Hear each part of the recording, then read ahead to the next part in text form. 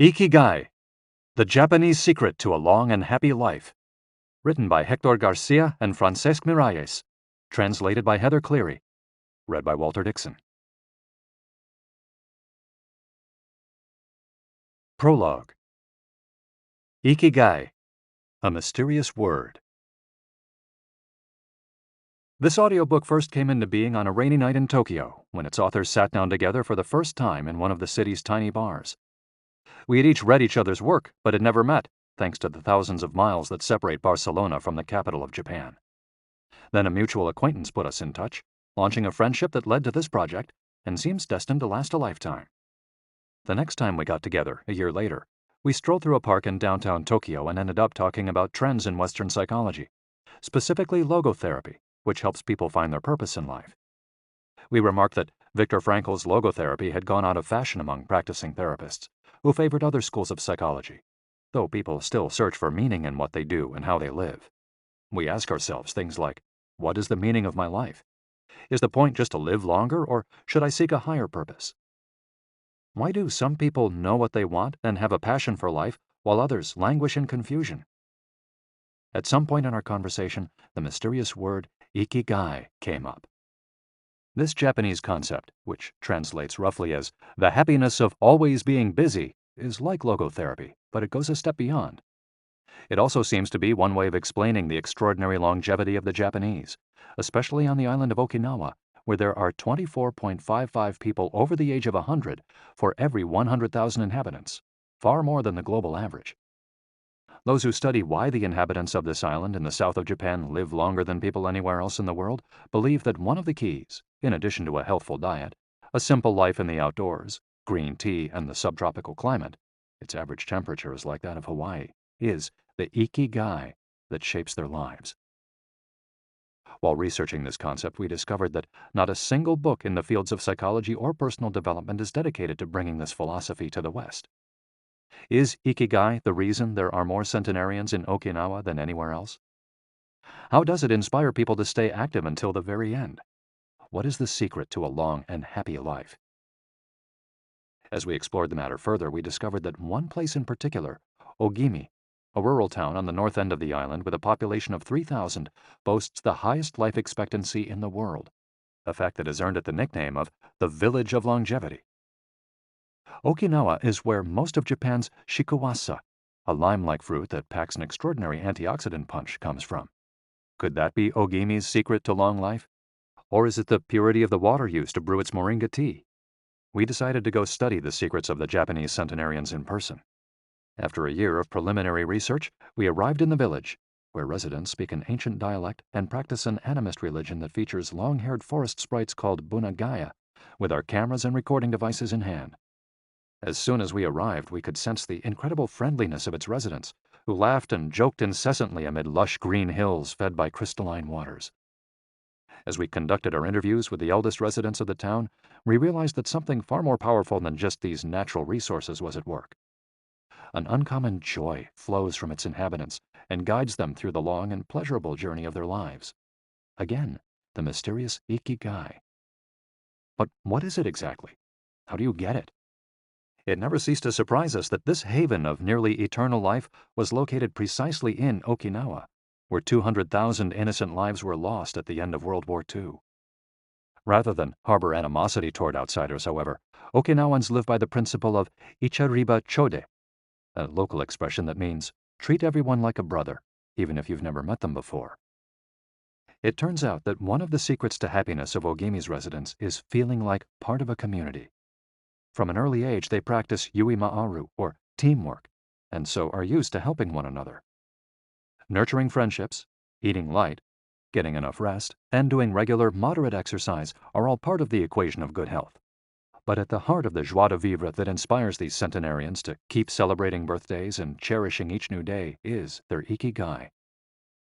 The purpose of this audiobook is to bring the secrets of Japan's centenarians to you and give you the tools to find your own Ikigai, because those who discover their Ikigai have everything they need for a long and joyful journey through life.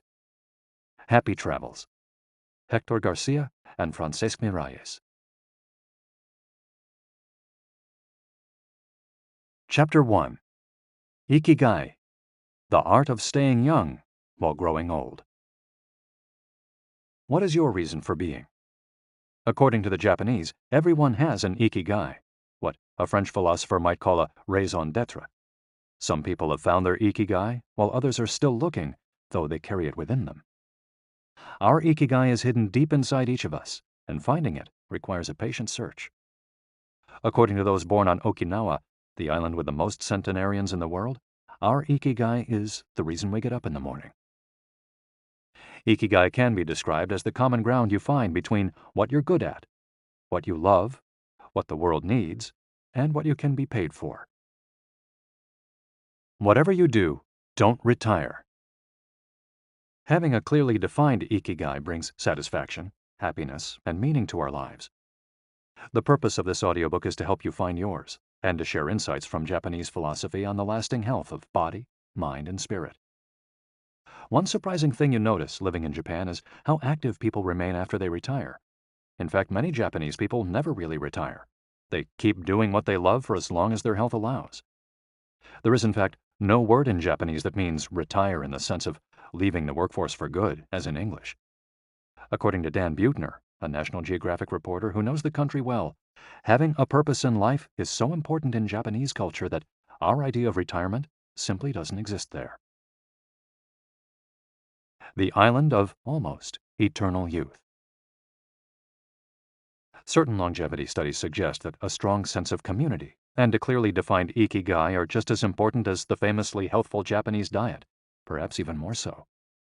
Recent medical studies of centenarians from Okinawa and other so-called blue zones, the geographic regions where people live longest, provide a number of interesting facts about these extraordinary human beings. Not only do they live much longer than the rest of the world's population, they also suffer from fewer chronic illnesses, such as cancer and heart disease. Inflammatory disorders are also less common. Many of these centenarians enjoy enviable levels of vitality and health that would be unthinkable for people of advanced age elsewhere. Their blood tests reveal fewer free radicals, which are responsible for cellular aging, as a result of drinking tea and eating until their stomachs are only 80% full. Women experience more moderate symptoms during menopause, and both men and women maintain higher levels of sexual hormones until much later in life. The rate of dementia is well below the global average. Though we'll consider each of these findings over the course of the audiobook, research clearly indicates that the Okinawans' focus on ikigai gives a sense of purpose to each and every day and plays an important role in their health and longevity. The characters behind ikigai. In Japanese, ikigai is written by combining a character which means life with another which means to be worthwhile, and that can be broken down to the characters which mean armor, number one, and to be the first, to head into battle, taking initiative as a leader, and another character which means beautiful or elegant. The 5 blue zones. Okinawa holds first place among the world's blue zones. In Okinawa, women in particular live longer and have fewer diseases than anywhere else in the world. The 5 regions identified and analyzed by Dan Buettner in his book, The Blue Zones, are 1. Okinawa, Japan, especially the northern part of the island. The locals eat a diet rich in vegetables and tofu, typically served on small plates. In addition to their philosophy of ikigai, the moai, or close-knit group of friends, plays an important role in their longevity. 2. Sardinia, Italy, specifically the provinces of Nuoro and Ogliastra. Locals on this island consume plenty of vegetables and 1 or 2 glasses of wine per day. As in Okinawa, the cohesive nature of this community is another factor directly related to longevity. 3. Loma Linda, California. Researchers studied a group of Seventh-day Adventists who are among the longest living people in the United States. 4. The Nicoya Peninsula, Costa Rica. Locals remain remarkably active after 90. Many of the region's older residents have no problem getting up at 5:30 in the morning to work in the fields.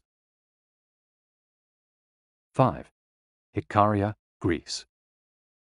1 of every 3 inhabitants of this island near the coast of Turkey is over 90 years old, compared to less than 1% of the population of the United States, a fact that has earned it the nickname of the Island of Long Life.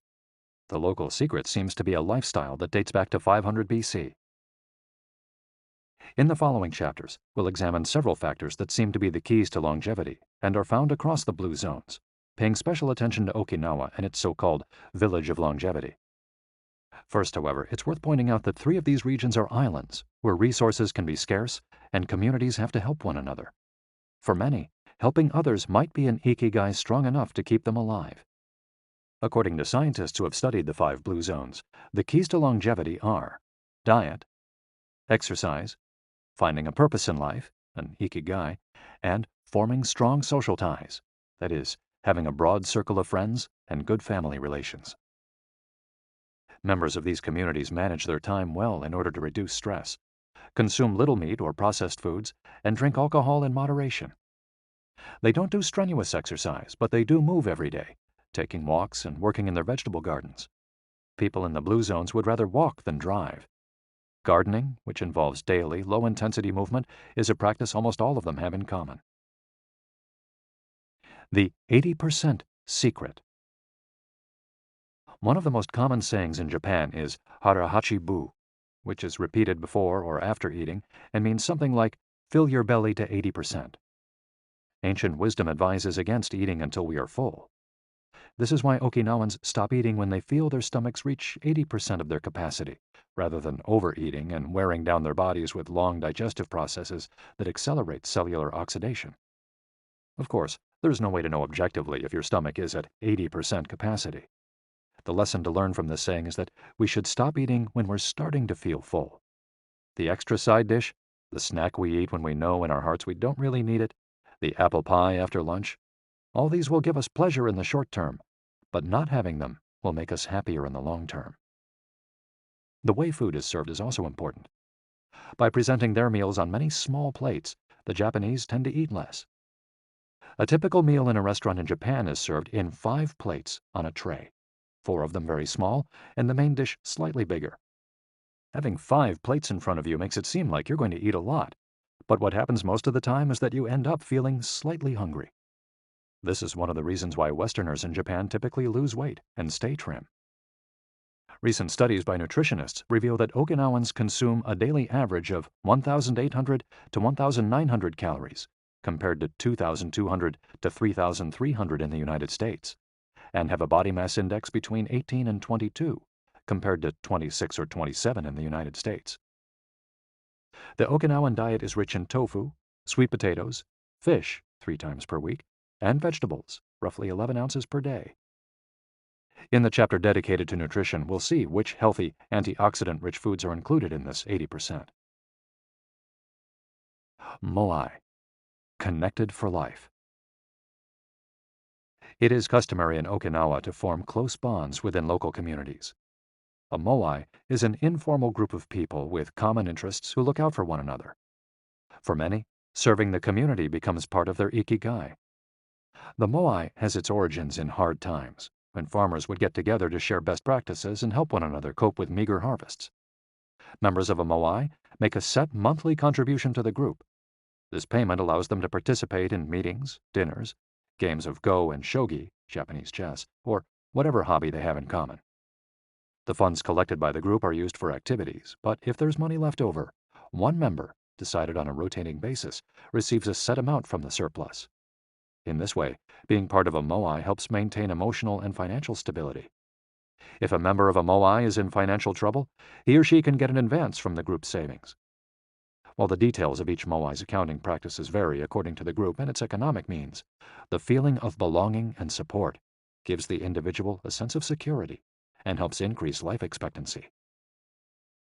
Following this brief introduction to the topics covered in this audiobook, we look at a few causes of premature aging in modern life, and then explore different factors related to Ikigai.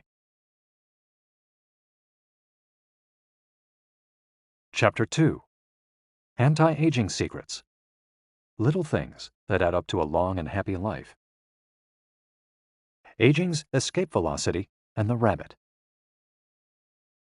Imagine a sign far off in the future with a number on it that represents the age of your death. Every year that you live, you advance closer to the sign. When you reach the sign, you die. Now, imagine a rabbit holding the sign and walking to the future. Every year that you live, the rabbit is half a year as far away. After a while, you will reach the rabbit and die. But what if the rabbit could walk at a pace of 1 year for every year of your life? You would never be able to catch the rabbit, and therefore you would never die. The speed at which the rabbit walks to the future is our technology. The more we advance technology and knowledge of our bodies, the faster we can make the rabbit walk. Aging's escape velocity is the moment at which the rabbit walks at a pace of 1 year per year or faster, and we become immortal. Aging's escape velocity. For more than a century, we've managed to add an average of 0.3 years to our life expectancy every year. But what would happen if we had the technology to add a year of life expectancy every year? In theory, we would achieve biological immortality, having reached aging's escape velocity.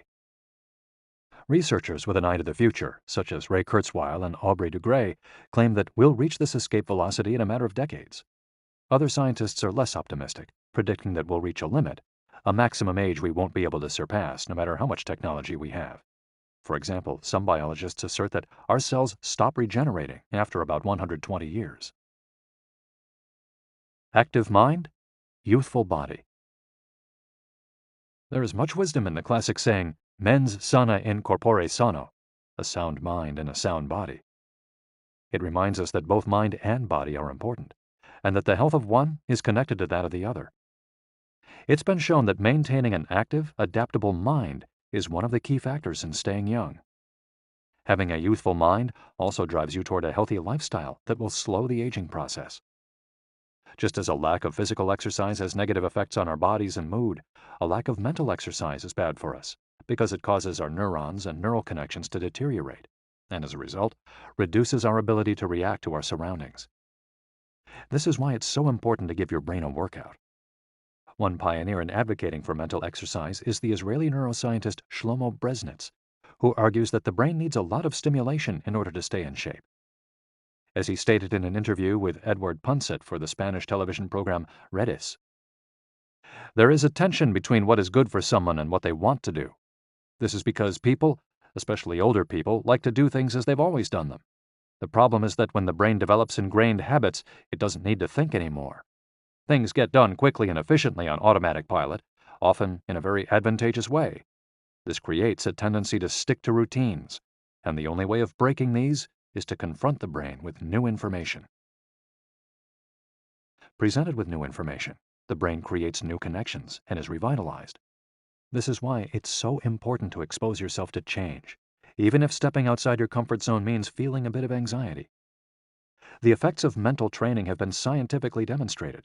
According to Collins Hemingway and Shlomo Bresnitz in their book Maximum Brain Power, Challenging the Brain for Health and Wisdom, mental training is beneficial on many levels. You begin exercising your brain by doing a certain task for the first time, he writes, and at first it seems very difficult, but as you learn how to do it, the training is already working. The second time you realize that it's easier, not harder to do because you're getting better at it. This has a fantastic effect on a person's mood. In and of itself, it's a transformation that affects not only the results obtained, but also his or her self-image. This description of a mental workout might sound a bit formal, but simply interacting with others, playing a game, for example, offers new stimuli and helps prevent the depression that can come with solitude. Our neurons start to age while we're still in our 20s. This process is slowed, however, by intellectual activity, curiosity, and a desire to learn. Dealing with new situations, learning something new every day, playing games, and interacting with other people seem to be essential for anti-aging strategies for the mind. Furthermore, a more positive outlook in this regard will yield greater mental benefits. Stress, accused of killing longevity. Many people seem older than they are. Research into the causes of premature aging has shown that stress has a lot to do with it, because the body wears down much faster during periods of crisis. The American Institute of Stress investigated this degenerative process and concluded that most health problems are caused by stress. Researchers at the Heidelberg University Hospital conducted a study in which they subjected a young doctor to a job interview, which they made even more stressful by forcing him to solve complex math problems for 30 minutes. Afterward, they took a blood sample. What they discovered was that his antibodies had reacted to stress the same way they react to pathogens, activating the proteins that trigger an immune response. The problem is that this response not only neutralizes harmful agents, it also damages healthy cells, leading them to age prematurely. The University of California conducted a similar study, taking data and samples from 39 women who had high levels of stress due to the illness of one of their children, and comparing them to samples from women with healthy children and low levels of stress. They found that stress promotes cellular aging by weakening cell structures known as telomeres, which affect cellular regeneration and how our cells age. As the study revealed, the greater the stress, the greater the degenerative effects on cells. How does stress work? These days, people live at a frantic pace and in a nearly constant state of competition. At this fever pitch, stress is a natural response to the information being received by the body as potentially dangerous or problematic. Theoretically, this is a useful reaction, as it helps us survive in hostile surroundings. Over the course of our evolution, we have used this response to deal with difficult situations and to flee from predators. The alarm that goes off in our head makes our neurons activate the pituitary gland, which produces hormones that release corticotropin, which in turn circulates through the body via the sympathetic nervous system. The adrenal gland is then triggered to release adrenaline and cortisol. Adrenaline raises our respiratory rate and pulse and prepares our muscles for action, getting the body ready to react to perceived danger, while cortisol increases the release of dopamine and blood glucose, which is what gets us charged up and allows us to face challenges. These processes are, in moderation, beneficial. They help us overcome challenges in our daily lives. Nonetheless, the stress to which human beings are subjected today is clearly harmful. Compare the lives of cave dwellers with modern humans. Cave dwellers were relaxed most of the time. Modern humans work most of the time and are alert to any and all threats. Cave dwellers felt stress only in very specific situations. Modern humans are online or waiting for notifications from their cell phones 24 hours a day. To cave dwellers, the threats were real. A predator could end their lives at any moment. For modern humans, the brain associates the ping of a cell phone or an email notification with the threat of a predator. For cave dwellers, high doses of cortisol and adrenaline at moments of danger kept the body healthy. In modern humans, low doses of cortisol flow constantly through the body, with implications for a range of health problems, including adrenal fatigue and chronic fatigue syndrome. Stress has a degenerative effect over time. A sustained state of emergency affects the neurons associated with memory, as well as inhibiting the release of certain hormones, the absence of which can cause depression. Its secondary effects include irritability, insomnia, anxiety, and high blood pressure. As such, though challenges are good for keeping mind and body active, we should adjust our high-stress lifestyles in order to avoid the premature aging of our bodies. Be mindful about reducing stress. Whether or not the threats we perceive are real, stress is an easily identifiable condition that not only causes anxiety, but is also highly psychosomatic, affecting everything from our digestive system to our skin. This is why prevention is so important in avoiding the toll that stress takes on us, and why many experts recommend practicing mindfulness. The central premise of this stress reduction method is focusing on the self, noticing our responses, even if they are conditioned by habit, in order to be fully conscious of them. In this way, we connect with the here and now and limit thoughts that tend to spiral out of control. We have to learn to turn off the autopilot that's steering us in an endless loop. We all know people who snack while talking on the phone or watching the news. You ask them if the omelet they just ate had an onion in it, and they can't tell you, says Roberto Alcibar, who abandoned his fast-paced life to become a certified instructor of mindfulness after an illness threw him into a period of acute stress. One way to reach such a state of mindfulness is through meditation, which helps filter the information that reaches us from the outside world. It can also be achieved through breathing exercises, yoga, and body scans. Achieving mindfulness involves a gradual process of training, but with a bit of practice, we can learn to focus our mind completely, which reduces stress and helps us live longer. A little stress is good for you. While sustained, intense stress is a known enemy of longevity and both mental and physical health, low levels of stress have been shown to be beneficial. After observing a group of test subjects for more than 20 years, Dr. Howard S. Friedman, a psychology professor at the University of California, Riverside, discovered that people who maintained a low level of stress, who faced challenges and put their heart and soul into their work in order to succeed, lived longer than those who chose a more relaxed lifestyle and retired earlier. From this, he concluded that a small dose of stress is a positive thing, as those who live with low levels of stress tend to develop healthier habits, smoke less, and drink less alcohol. Given this, it's not surprising that many of the supercentenarians, people who live to be 110 or more, whom you'll meet in this audiobook, talk about having lived intense lives and working well into old age. A lot of sitting will age you. In the Western world in particular, the rise in sedentary behavior has led to numerous diseases, such as hypertension and obesity, which in turn affect longevity. Spending too much time seated at work or at home not only reduces muscular and respiratory fitness, but also increases appetite and curbs the desire to participate in activities. Being sedentary can lead to hypertension, imbalanced eating, cardiovascular disease, osteoporosis, and even certain kinds of cancer. Recent studies have shown a connection between a lack of physical activity and the progressive distortion of telomeres in the immune system, which ages those cells and, in turn, the organism as a whole. This is a problem at all life stages, not only among adults. Sedentary children suffer from high rates of obesity and all its associated health issues and risks, which is why it's so important to develop a healthy and active lifestyle at an early age. It's easy to be less sedentary. It just takes a bit of effort and a few changes to your routine. We can access a more active lifestyle that makes us feel better inside and out. We just have to add a few ingredients to our everyday habits. Walk to work, or just go on a walk for at least 20 minutes each day. Use your feet instead of an elevator or escalator. This is good for your posture, your muscles, and your respiratory system, among other things. Participate in social or leisure activities so that you don't spend too much time in front of the television. Replace your junk food with fruit, and you'll have less of an urge to snack and more nutrients in your system. Get the right amount of sleep. 7 to 9 hours is good, but any more than that makes us lethargic. Play with children or pets, or join a sports team. This not only strengthens the body, but also stimulates the mind and boosts self-esteem.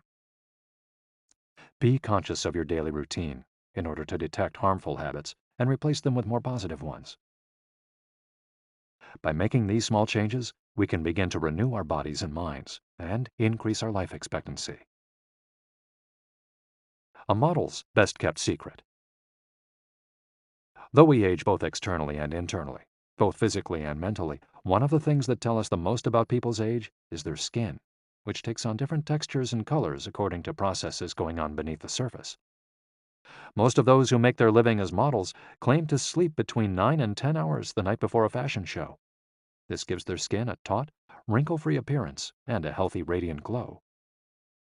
Science has shown that sleep is a key anti-aging tool because when we sleep, we generate melatonin, a hormone that occurs naturally in our bodies. The pineal gland produces it from the neurotransmitter serotonin, according to our diurnal and nocturnal rhythms, and it plays a role in our sleep and waking cycles. A powerful antioxidant, melatonin, helps us live longer and also offers the following benefits. It strengthens the immune system. It contains an element that protects against cancer. It promotes the natural production of insulin. It slows the onset of Alzheimer's disease. It helps prevent osteoporosis and fight heart disease. For all these reasons, melatonin is a great ally in preserving youth. It should be noted, however, that melatonin production decreases after age 30. We can compensate for this by eating a balanced diet and getting more calcium, soaking up a moderate amount of sun each day, getting enough sleep, avoiding stress, alcohol, tobacco, and caffeine, all of which make it harder to get a good night's rest, depriving us of the melatonin we need. Experts are trying to determine whether artificially stimulating production of melatonin might help slow the aging process, which would confirm the theory that we already carry the secret to longevity within us. Anti-aging attitudes. The mind has tremendous power over the body and how quickly it ages. Most doctors agree that the secret to keeping the body young is keeping the mind active, a key element of Ikigai, and not caving in when we face difficulties throughout our lives. One study, conducted at Yeshiva University found that the people who live the longest have two dispositional traits in common: a positive attitude and a high degree of emotional awareness. In other words, those who face challenges with a positive outlook and are able to manage their emotions are already well on their way toward longevity. A stoic attitude, serenity in the face of a setback, can also help keep you young, as it lowers anxiety and stress levels and stabilizes behavior. This can be seen in the greater life expectancies of certain cultures with unhurried, deliberate lifestyles. Many centenarians and supercentenarians have similar profiles. They've had full lives that were difficult at times, but they knew how to approach these challenges with a positive attitude and not be overwhelmed by the obstacles they faced. Alexander Imich, who in 2014 became the world's oldest living man at age 111, knew he had good genes, but understood that other factors contributed too. "The life you live is equally or more important for longevity," he said in an interview with Reuters after being added to Guinness World Records in 2014. An Ode to Longevity. During our stay in Ogimi, the village that holds the Guinness record for longevity, a woman who was about to turn 100 years old sang the following song for us in a mixture of Japanese and the local dialect. "To keep healthy and have a long life, eat just a little of everything with relish. Go to bed early, get up early, and then go out for a walk. We live each day with serenity, and we enjoy the journey. To keep healthy and have a long life, we get on well with all our friends. Spring, summer, fall, winter, we happily enjoy all the seasons. The secret is not to get distracted by how old the fingers are, from the fingers to the head and back once again. If you keep moving with your fingers working, 100 years will come to you." We can now use our fingers to play the next chapter, where we'll look at the close relationship between longevity and discovering our life's mission. Chapter 3. From Logotherapy to Ikigai. How to live longer and better by finding your purpose. What is logotherapy? A colleague once asked Viktor Frankl to define his school of psychology in a single phrase, to which Frankl replied, "Well, in logotherapy, the patient sits up straight and has to listen to things that are, on occasion, hard to hear." The colleague had just described psychoanalysis to him in the following terms. "In psychoanalysis, the patient lies down on a couch and tells you things that are, on occasion, hard to say." Frankl explains that one of the first questions he would ask his patients was, "Why do you not commit suicide?" Usually the patient found good reasons not to and was able to carry on. What then does logotherapy do? The answer is pretty clear. It helps you find reasons to live. Logotherapy pushes patients to consciously discover their life's purpose in order to confront their neuroses. Their quest to fulfill their destiny then motivates them to press forward, breaking the mental chains of the past and overcoming whatever obstacles they encounter along the way. Something to live for. A study conducted by Frankl in his Vienna clinic found that among both patients and personnel, around 80% believed that human beings needed a reason for living, and around 60% felt they had someone or something in their lives worth dying for. The search for meaning. The search for purpose became a personal driving force that allowed Frankl to achieve his goals. The process of logotherapy can be summarized in these 5 steps. 1. A person feels empty, frustrated, or anxious. 2.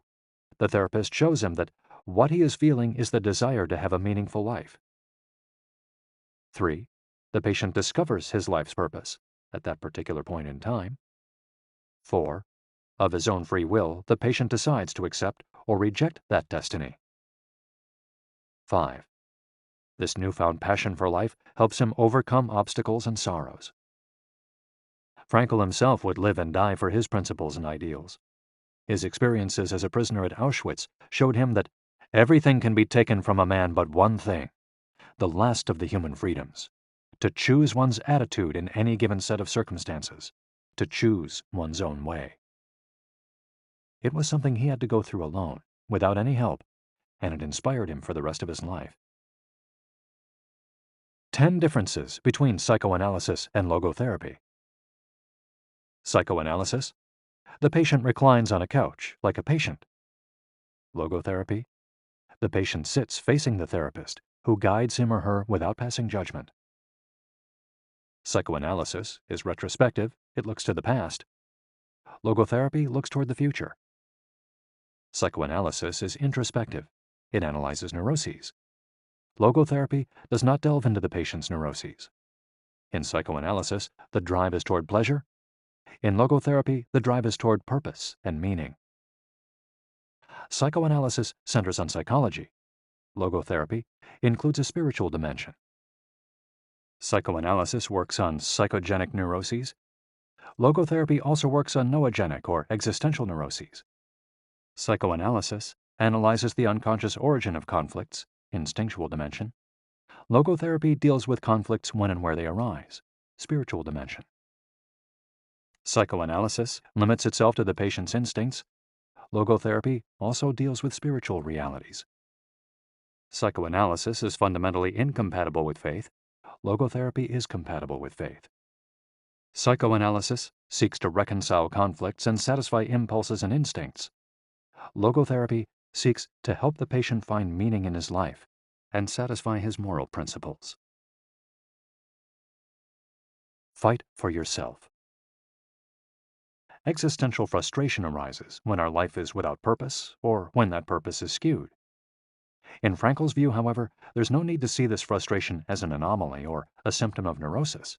Instead, it can be a positive thing, a catalyst for change.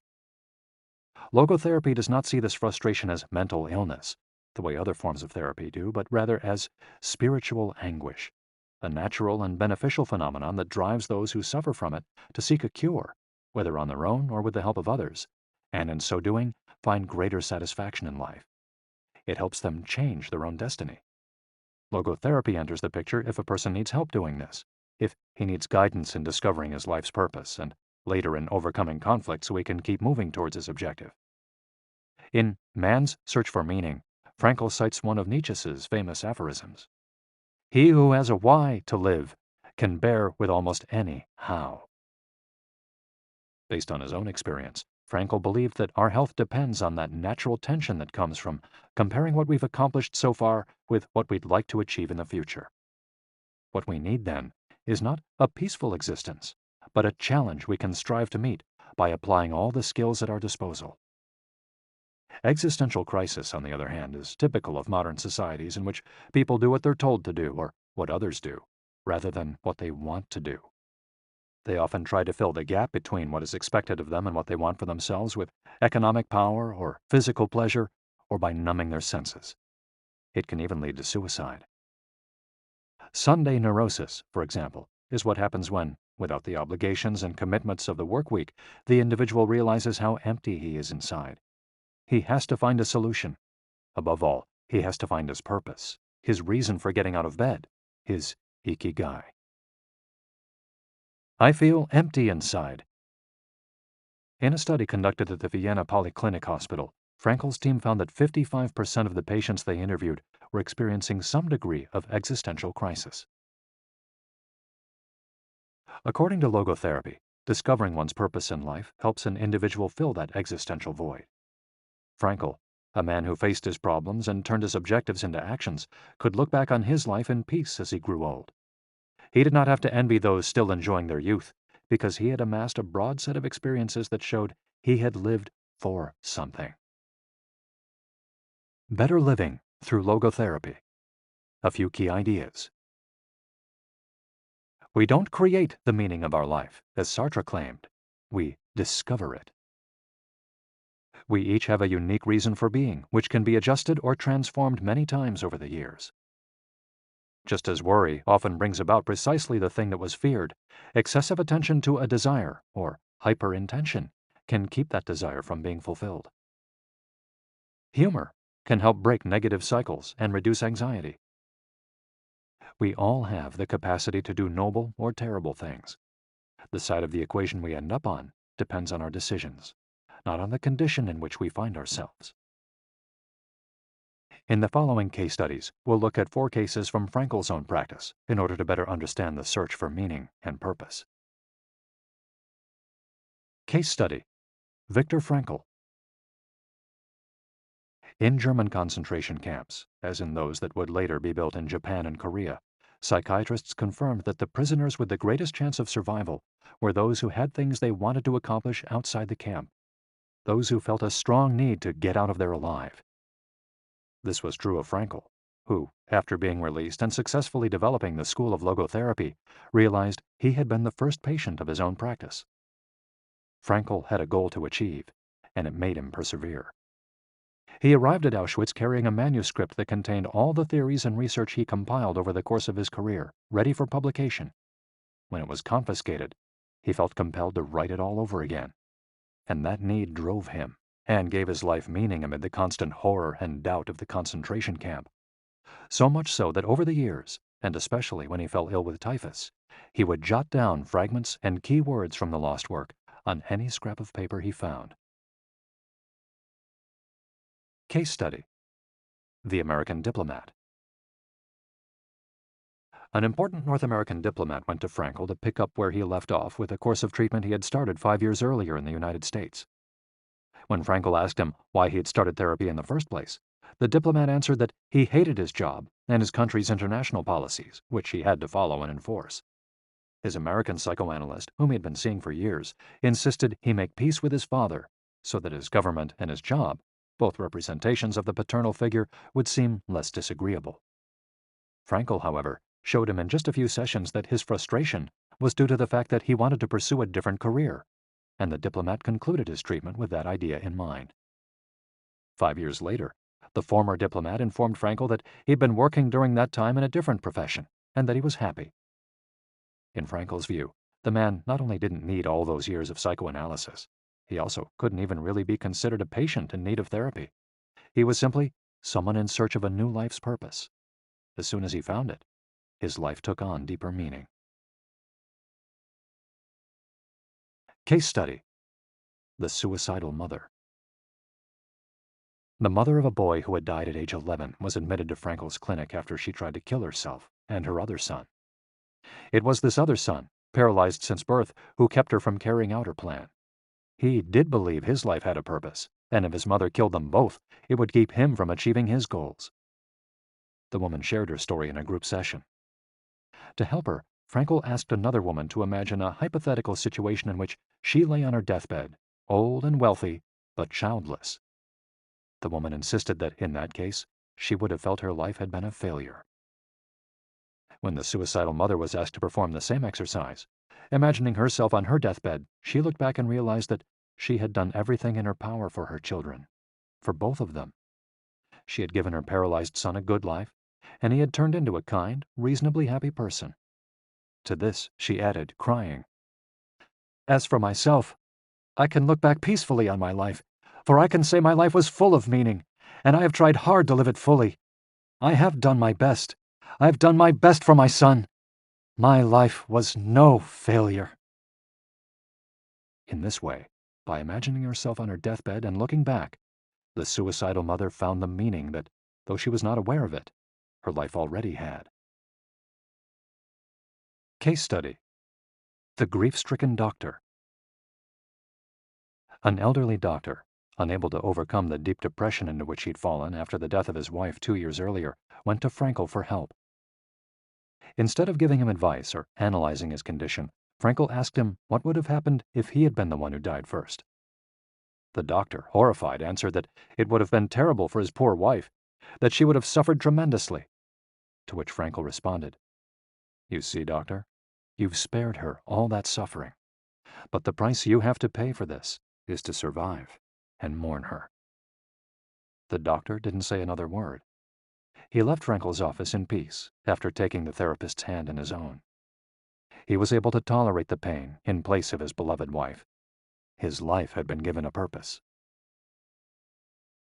Morita therapy. In the same decade that logotherapy came into being, a few years earlier in fact, Shoma Morita created his own purpose-centered therapy in Japan. It proved to be effective in the treatment of neurosis, obsessive-compulsive disorder, and post-traumatic stress. In addition to being a psychotherapist, Shoma Morita was a Zen Buddhist, and his therapy left a lasting spiritual mark on Japan. Many Western forms of therapy focus on controlling or modifying the patient's emotions. In the West, we tend to believe that what we think influences how we feel, which in turn influences how we act. In contrast, Morita therapy focuses on teaching patients to accept their emotions without trying to control them, since their feelings will change as a result of their actions. In addition to accepting the patient's emotions, Morita therapy seeks to create new emotions on the basis of actions. According to Morita, these emotions are learned through experience and repetition. Morita therapy is not meant to eliminate symptoms. Instead, it teaches us to accept our desires, anxieties, fears, and worries, and let them go. As Morita writes in his book, Morita Therapy and the True Nature of Anxiety-Based Disorders, in feelings, it is best to be wealthy and generous. Morita explained the idea of letting go of negative feelings with the following fable. A donkey that is tied to a post by a rope will keep walking around the post in an attempt to free itself, only to become more immobilized and attached to the post. The same thing applies to people with obsessive thinking, who become more trapped in their own suffering when they try to escape from their fears and discomfort. The basic principles of Morita therapy. 1. Accept your feelings. If we have obsessive thoughts, we should not try to control them or get rid of them. If we do, they become more intense. Regarding human emotions, the Zen master would say, if we try to get rid of one wave with another, we end up with an infinite sea. We don't create our feelings. They simply come to us, and we have to accept them. The trick is welcoming them. Morita likened emotions to the weather. We can't predict or control them. We can only observe them. To this point, he often quoted the Vietnamese monk Thich Nhat Hanh, who would say, "Hello, solitude. How are you today? Come, sit with me, and I will care for you." 2. Do what you should be doing. We shouldn't focus on eliminating symptoms, because recovery will come on its own. We should focus instead on the present moment, and if we're suffering, on accepting that suffering. Above all, we should avoid intellectualizing the situation. The therapist's mission is to develop the patient's character so he or she can face any situation, and character is grounded in the things we do. Morita therapy does not offer its patients explanations, but rather allows them to learn from their actions and activities. It doesn't tell you how to meditate or how to keep a diary the way Western therapies do. It's up to the patient to make discoveries through experience. 3. Discover your life's purpose. We can't control our emotions, but we can take charge of our actions every day. This is why we should have a clear sense of our purpose and always keep Morita's mantra in mind. What do we need to be doing right now? What action should we be taking? The key to achieving this is having dared to look inside yourself to find your Ikigai. The 4 phases of Morita therapy. Morita's original treatment, which lasts 15 to 21 days, consists of the following stages. 1. Isolation and rest, 5 to 7 days. During the first week of treatment, the patient rests in a room without any external stimuli. No television, books, family, friends, or speaking. All the patient has is his thoughts. He lies down for most of the day and is visited regularly by the therapist, who tries to avoid interacting with him as much as possible. The therapist simply advises the patient to continue observing the rise and fall of his emotions as he lies there. When the patient gets bored and wants to start doing things again, he's ready to move on to the next stage of therapy. 2. Light occupational therapy, 5 to 7 days. In this stage, the patient performs repetitive tasks in silence. One of these is keeping a diary about his thoughts and feelings. The patient goes outside after a week of being shut in, takes walks in nature, and does breathing exercises. He also starts doing simple activities such as gardening, drawing, or painting. During this stage, the patient is still not allowed to talk to anyone except the therapist. 3. Occupational therapy, 5 to 7 days. In this stage, the patient performs tasks that require physical movement. Dr. Morita liked to take his patients to the mountains to chop wood. In addition to physical tasks, the patient is also immersed in other activities such as writing, painting, or making ceramics. The patient can speak with others at this stage, but only about the tasks at hand. 4. The return to social life and the real world. The patient leaves the hospital and is reintroduced to social life, but maintains the practices of meditation and occupational therapy developed during treatment. The idea is to re-enter society as a new person, with a sense of purpose, and without being controlled by social or emotional pressures. Nikon meditation. Morita was a great Zen master of Nikon introspective meditation. Much of his therapy draws on his knowledge and mastery of this school, which centers on 3 questions the individual must ask him or herself. 1. What have I received from person X? 2. What have I given to person X? 3. What problems have I caused person X? Through these reflections, we stop identifying others as the cause of our problems and deepen our own sense of responsibility. As Morita said, if you are angry and want to fight, think about it for 3 days before coming to blows. After 3 days, the intense desire to fight will pass on its own. And now, Ikigai. Logotherapy and Morita therapy are both grounded in a personal, unique experience that you can access without therapists or spiritual retreats. The mission of finding your Ikigai, your existential fuel. Once you find it, it's only a matter of having the courage and making the effort to stay on the right path. In the following chapters, we'll take a look at the basic tools you'll need to get moving along that path. Finding flow in the tasks you've chosen to do, eating in a balanced and mindful way, doing low-intensity exercise, and learning not to give in when difficulties arise. In order to do this, you have to accept that the world, like the people who live in it, is imperfect, but that it's still full of opportunities for growth and achievement. Are you ready to throw yourself into your passion as if it were the most important thing in the world? Chapter 4. Find flow in everything you do. How to turn work and free time into spaces for growth. We are what we repeatedly do. Excellence, then, is not an act, but a habit. Aristotle. Going with the flow. Imagine you're skiing down one of your favorite slopes. Powdery snow flies up on both sides of you like white sand. Conditions are perfect. You are entirely focused on skiing as well as you can. You know exactly how to move at each moment. There is no future, no past. There is only the present. You feel the snow, your skis, your body, and your consciousness united as a single entity. You are completely immersed in the experience, not thinking about or distracted by anything else. Your ego dissolves, and you become part of what you're doing. This is the kind of experience Bruce Lee described with his famous, "Be water, my friend." We've all felt our sense of time vanish when we lose ourselves in an activity we enjoy. We start cooking, and before we know it, several hours have passed. We spend an afternoon with a book and forget about the world going by until we notice the sunset and realize we haven't eaten dinner.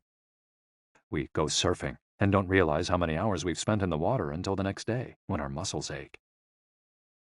The opposite can also happen.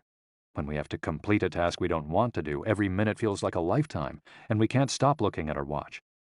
As the quip attributed to Einstein goes, put your hand on a hot stove for a minute, and it seems like an hour. Sit with a pretty girl for an hour, and it seems like a minute. That is relativity. The funny thing is that someone else might really enjoy the same task, but we want to finish as quickly as possible. What makes us enjoy doing something so much that we forget about whatever worries we might have while we do it? When are we happiest? These questions can help us discover our Ikigai. The power of flow. These questions are also at the heart of psychologist Mihaly Csikszentmihalyi's research into the experience of being completely immersed in what we're doing. Csikszentmihalyi called this state flow and described it as the pleasure, delight, creativity, and process when we are completely immersed in life. There is no magic recipe for finding happiness, for living according to your Ikigai, but one key ingredient is the ability to reach this state of flow, and, through this state, have an optimal experience. In order to achieve this optimal experience, we have to focus on increasing the time we spend on activities that bring us to this state of flow, rather than allowing ourselves to get caught up in activities that offer immediate pleasure, like eating too much, abusing drugs or alcohol, or stuffing ourselves with chocolate in front of the TV. As Csikszentmihalyi asserts in his book, Flow, The Psychology of Optimal Experience, flow is the state in which people are so involved in an activity that nothing else seems to matter.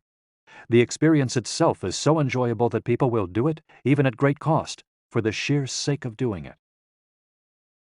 It's not only creative professionals who require the high doses of concentration that promote flow. Most athletes, chess players, and engineers also spend much of their time on activities that bring them to this state. According to Csikszentmihalyi's research, a chess player feels the same way upon entering a state of flow as a mathematician working on a formula, or a surgeon performing an operation.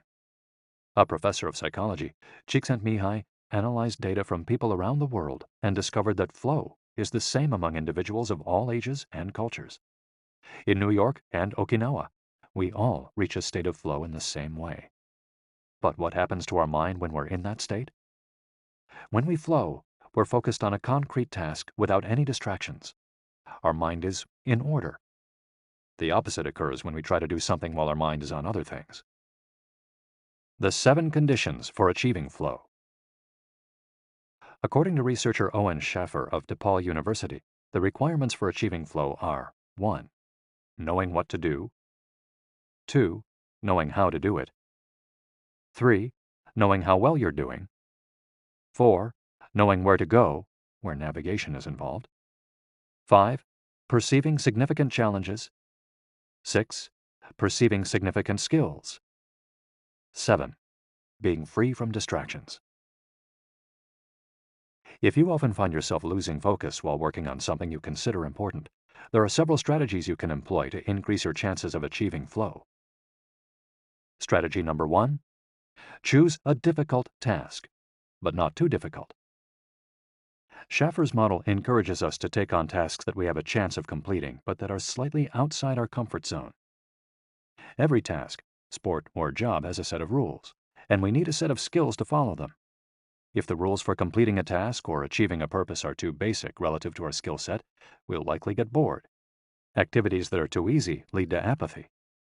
If, on the other hand, we assign ourselves to a task that is too difficult, we won't have the skills to complete it and will almost certainly give up and feel frustrated to boot. The ideal is to find a middle path, something aligned with our abilities but just a bit of a stretch, so we experience it as a challenge. That's what Ernest Hemingway meant when he said, "Sometimes I write better than I can." We want to see challenges through to the end because we enjoy the feeling of pushing ourselves. Bertrand Russell expressed a similar idea when he said, "To be able to concentrate for a considerable amount of time is essential to difficult achievement." If you're a graphic designer, learn a new software program for your next project. If you're a programmer, use a new programming language. If you're a dancer, try to incorporate into your next routine a movement that has seemed impossible for years. Add a little something extra, something that takes you out of your comfort zone. Even doing something as simple as reading means following certain rules, having certain abilities and knowledge. If we set out to read a book on quantum mechanics for specialists in physics without being specialists in physics ourselves, we'll probably give up after a few minutes. On the other end of the spectrum, if we already know everything a book has to tell us, we'll get bored right away. However, if the book is appropriate to our knowledge and abilities and builds on what we already know, we'll immerse ourselves in our reading, and time will flow. This pleasure and satisfaction are evidence that we are in tune with our Ikigai. In summary, easy tasks lead to boredom, challenging tasks lead to flow, tasks beyond our abilities lead to anxiety. Strategy 2. Have a clear, concrete objective. Video games, played in moderation, board games, and sports are great ways to achieve flow because the objective tends to be very clear. Beat your rival or your own record while following a set of explicitly defined rules. Unfortunately, the objective isn't quite as clear in most situations. According to a study by Boston Consulting Group, when asked about their bosses, the #1 complaint of employees at multinational corporations is that they don't communicate the team's mission clearly, and that as a result, the employees don't know what their objectives are.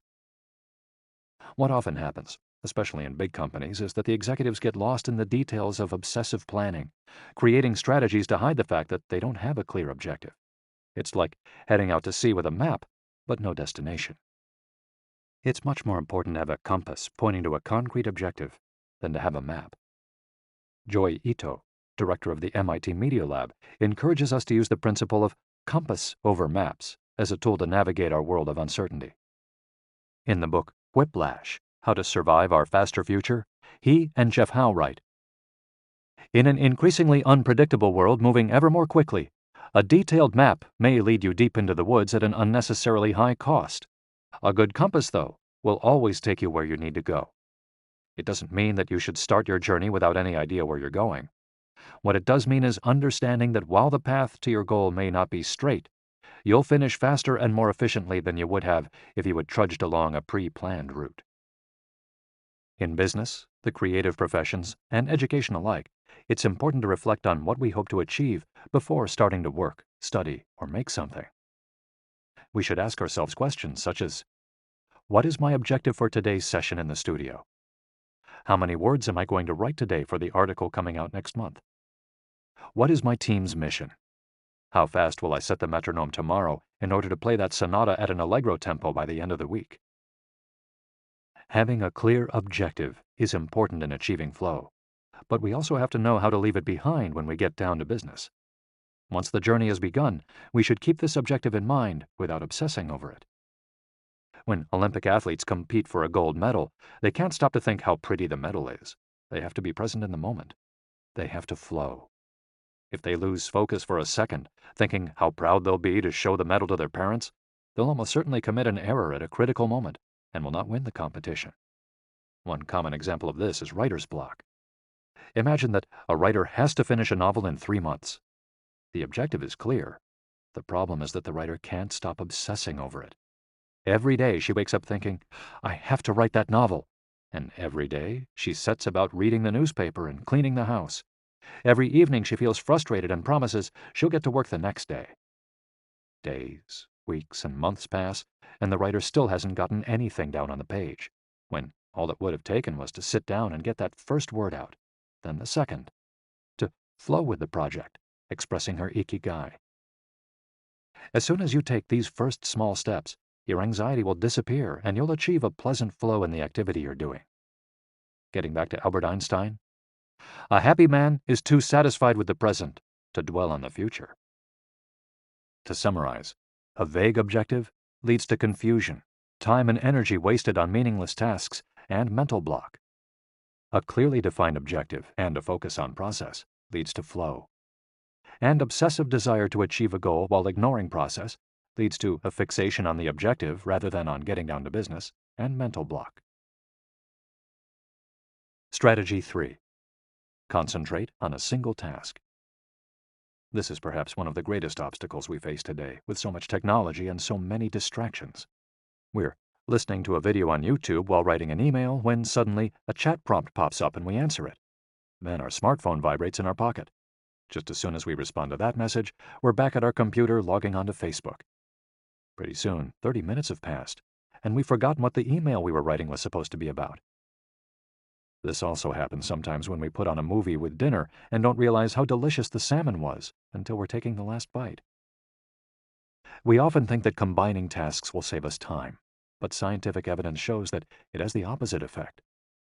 Even those who claim to be good at multitasking are not very productive. In fact, they are some of the least productive people. Our brains can take in millions of bits of information, but we can only actually process a few dozen per second. When we say we're multitasking, what we're really doing is switching back and forth between tasks very quickly. Unfortunately, we're not computers adept at parallel processing. We end up spending all our energy alternating between tasks instead of focusing on doing one of them well. Concentrating on one thing at a time may be the single most important factor in achieving flow. According to Csikszentmihalyi, in order to focus on a task, we need 1. To be in a distraction-free environment, and 2. To have control over what we're doing at every moment. Technology is great if we're in control of it. It's not so great if it takes control of us. For example, if you have to write a research paper, you might sit down at your computer and use Google to look up the information you need. However, if you're not very disciplined, you might end up surfing the web instead of writing that paper. In that case, Google and the internet will have taken over, pulling you out of your state of flow. It has been scientifically shown that if we continually ask our brains to switch back and forth between tasks, we waste time, make more mistakes, and remember less of what we've done. Several studies conducted at Stanford University by Clifford Ivar Nass describe our generation as suffering from an epidemic of multitasking. One such study analyzed the behavior of hundreds of students, dividing them into groups based on the number of things they tended to do at once. The students who were the most addicted to multitasking typically alternated among more than 4 tasks. For example, taking notes while reading a textbook, listening to a podcast, answering messages on their smartphone, and sometimes checking their Twitter timeline. Each group of students was shown a screen with several red and several blue arrows. The objective of the exercise was to count the red arrows. At first, all the students answered correctly right away, without much trouble. As the number of blue arrows increased, the number of red arrows stayed the same, only their position changed, however. The students accustomed to multitasking had serious trouble counting the red arrows in the time allotted, or as quickly as the students who did not habitually multitask, for one very simple reason. They got distracted by the blue arrows. Their brains were trained to pay attention to every stimulus, regardless of its importance, while the brains of other students were trained to focus on a single task, in this case, counting the red arrows and ignoring the blue ones. Other studies indicate that working on several things at once lowers our productivity by at least 60% and our IQ by more than 10 points.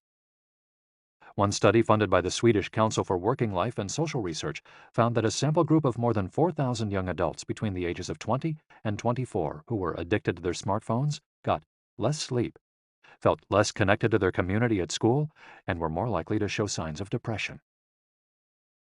In summary, concentrating on a single task makes achieving flow more likely, increases productivity, increases our power of retention, makes us less likely to make mistakes, helps us feel calm and in control of the task at hand, causes us to become more considerate as we pay full attention to those around us, and increases creativity.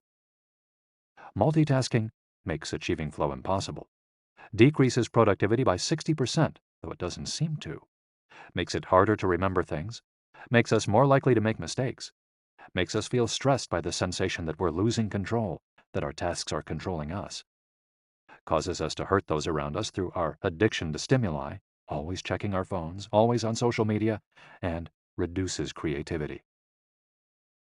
What can we do to avoid falling victim to this flow-impeding epidemic? How can we train our brains to focus on a single task? Here are a few ideas for creating a space and time free of distractions to increase our chances of reaching a state of flow, and thereby getting in touch with our Ikigai. Don't look at any kind of screen for the first hour you're awake and the last hour before you go to sleep. Turn off your phone before you achieve flow. There is nothing more important than the task you've chosen to do during this time. If this seems too extreme, enable the Do Not Disturb function so only the people closest to you contact you in case of emergency. Designate one day of the week, perhaps a Saturday or Sunday, a day of technical fasting, making exceptions for e-readers without Wi-Fi or MP3 players. Go to a cafe that doesn't have Wi-Fi. Read and respond to email only once or twice per day. Define those times clearly and stick to them. Try the Pomodoro technique. Get yourself a kitchen timer. Some are made to look like a pomodoro or a tomato, and commit to working on a single task as long as it's running. The Pomodoro technique recommends 25 minutes of work and 5 minutes of rest for each cycle, but you can also do 50 minutes of work and 10 minutes of rest. Find the pace that's best for you. The most important thing is to be disciplined in completing each cycle. Start your work session with a ritual you enjoy and end it with a reward. Train your mind to return to the present when you find yourself getting distracted. Practice mindfulness or another form of meditation. Go for a walk or a swim, whatever will help you get centered again. Work in a space where you will not be distracted. If you can't do this at home, go to a library, a cafe, or, if your task involves playing the saxophone, a music studio. If you find that your surroundings continue to distract you, keep looking until you find the right place. Divide each activity into groups of related tasks and assign each group its own place and time. For example, if you're writing a magazine article, you could do research and take notes at home in the morning, write in the library in the afternoon, and edit on the couch at night. Bundle routine tasks, such as sending out invoices, making phone calls, and so on, and do them all at once. A summary of the advantages of flow versus the disadvantages of distraction. A focused mind versus a wandering mind. Living in the present versus thinking about the past and the future. Being free from worry versus having concerns about our daily life and the people around us invading our thoughts. Having the hours fly by versus having every minute seem endless. With flow, we feel in control. With distraction, we lose control and fail to complete the task at hand, or other tasks or people keep us from our work. With flow, we prepare thoroughly. With distraction, we act without being prepared. With flow, we know what we should be doing at any given moment. When distracted, we frequently get stuck and don't know how to proceed. With flow, our mind is clear and overcomes all obstacles to the flow of thought. With distraction, we're plagued by doubts, concerns, and low self-esteem. With flow, it's pleasant. With distraction, it's boring and exhausting. And with flow, our ego fades. We're not the ones controlling the activity or task we're doing. The task is leading us. And with distraction, constant self-criticism. Our ego is present, and we feel frustrated. Flow in Japan. Takumis, engineers, geniuses, and otakus. What do takumis, artisans, engineers, inventors, and otakus, fans of anime and manga, have in common? They all understand the importance of flowing with their Ikigai at all times. One widespread stereotype about people in Japan is that they're exceptionally dedicated and hardworking, even though some Japanese people say they look like they're working harder than they really are. There is no doubt, though, about their ability to be completely absorbed in a task, or about their perseverance when there's a problem to be solved. One of the first words one learns when starting Japanese lessons is ganbaru, which means to persevere, or to stay firm by doing one's best. Japanese people often apply themselves to even the most basic tasks with an intensity that borders on obsession. We see this in all kinds of contexts, from the retirees taking meticulous care of their rice fields in the mountains of Nagano to the college students working the weekend shift in convenience stores known as konbinis. If you go to Japan, you'll experience this attention to detail firsthand in almost every transaction. Walk into one of the stores that sell handcrafted objects in Naha, Kanazawa, or Kyoto, and you'll also discover that Japan is a treasure trove of traditional craft work. The people of Japan have a unique talent for creating new technologies while preserving artisanal traditions and techniques. The art of the takumi. Toyota employs artisans who are able to make a certain type of screw by hand. These takumi, or experts in a particular manual skill, are extremely important at Toyota, and they are hard to replace. Some of them are the only people who know how to perform their exact skill, and it doesn't seem as though a new generation is going to take up the mantle. Turntable needles are another example. They're produced almost exclusively in Japan, where you can find the last remaining people who know how to use the machinery required to make these precision needles, and who are trying to pass on their knowledge to their descendants. We met a takumi on a visit to Kumano, a small town near Hiroshima. We were there for the day, working on a photo essay for one of the most famous brands of makeup brushes in the West. The billboard welcoming visitors to Kumano shows a mascot holding a large brush. In addition to the brush factories, the town is full of little houses and vegetable gardens. Heading farther in, you can see several Shinto shrines at the base of the mountains that surround the town. We spent hours taking photos in factories full of people in orderly rows, each doing a single task, such as painting the handles of the brushes or loading boxes of them onto trucks, before we realized we still hadn't seen anyone actually putting bristles into the brush heads. After we asked about this and got the runaround several times, the president of one company agreed to show us how it was done. He led us out of the building and asked us to get into his car. After a 5-minute drive, we parked next to another, smaller structure and climbed the stairs. He opened a door, and we walked into a small room filled with windows that let in lovely natural light. In the middle of the room was a woman wearing a mask. You could see only her eyes. She was so focused on choosing individual bristles for the brushes, gracefully moving her hands and fingers, using scissors and combs to sort the bristles, that she didn't even notice our presence. Her movements were so quick, it was hard to tell what she was doing. The president of the company interrupted her to let her know that we'd be taking photos as she worked. We couldn't see her mouth, but the glint in her eye and the cheerful inflection in her speech let us know she was smiling. She looked happy and proud, talking about her work and responsibilities. We had to use extremely fast shutter speeds to capture her movements. Her hands danced and flowed in concert with her tools and the bristles she was sorting. The president told us that this Takumi was one of the most important people in the company, even though she was hidden away in a separate building. Every bristle of every brush the company made passed through her hands. Steve Jobs in Japan. Apple co-founder Steve Jobs was a big fan of Japan. Not only did he visit the Sony factories in the 1980s and adopt many of their methods when he founded Apple, he was also captivated by the simplicity and quality of Japanese porcelain in Kyoto. It was not, however, an artisan from Kyoto who won Steve Jobs' devotion, but rather a Takumi from Toyama named Yokio Shakunaga, who used a technique called Etchu Setoyaki, known by only a few.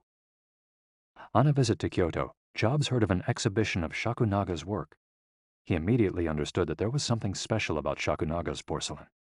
As a matter of fact, he bought several cups, vases, and plates, and went back to the show 3 times that week.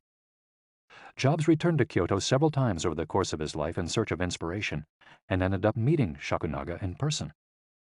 It is said that Jobs had many questions for him, almost all of them about the fabrication process and the type of porcelain he used. Shakunaga explained that he used white porcelain he extracted himself from mountains in the Toyama prefecture, making him the only artist of his ilk familiar with the fabrication process of porcelain objects from their origins in the mountains to their final form, an authentic Takumi. Jobs was so impressed that he considered going to Toyama to see the mountain where Shakunaga got his porcelain, but thought better of it when he heard that it was more than 4 hours by train from Kyoto.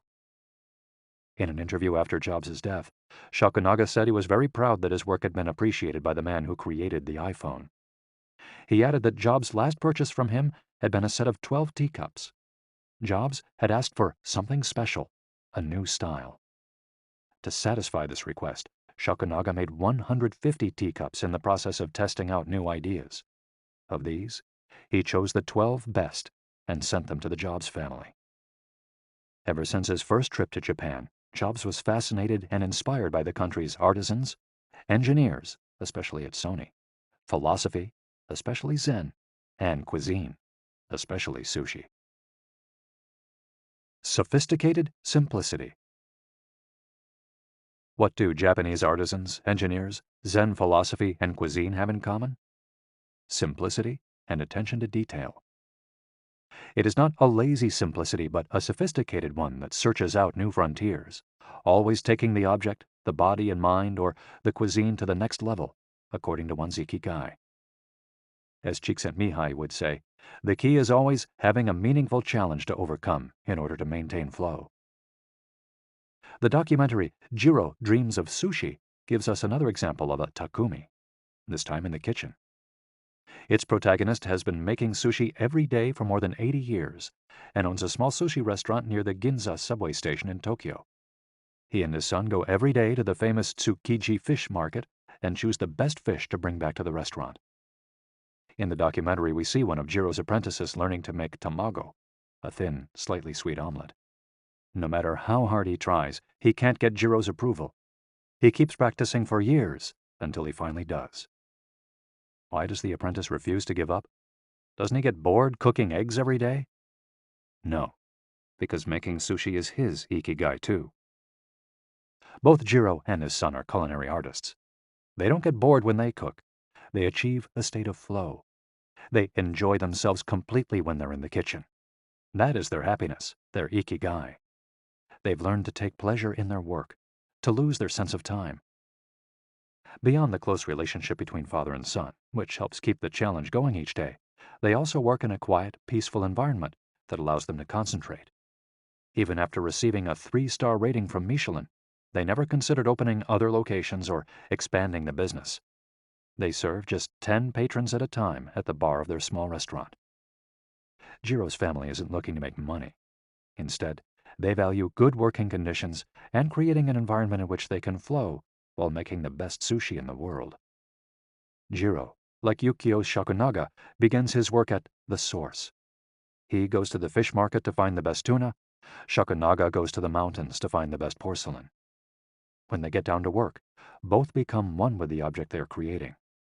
This unity with the object that they reach in a state of flow takes on special meaning in Japan, where, according to Shintoism, forests, trees, and objects have a kami, spirit or god within them.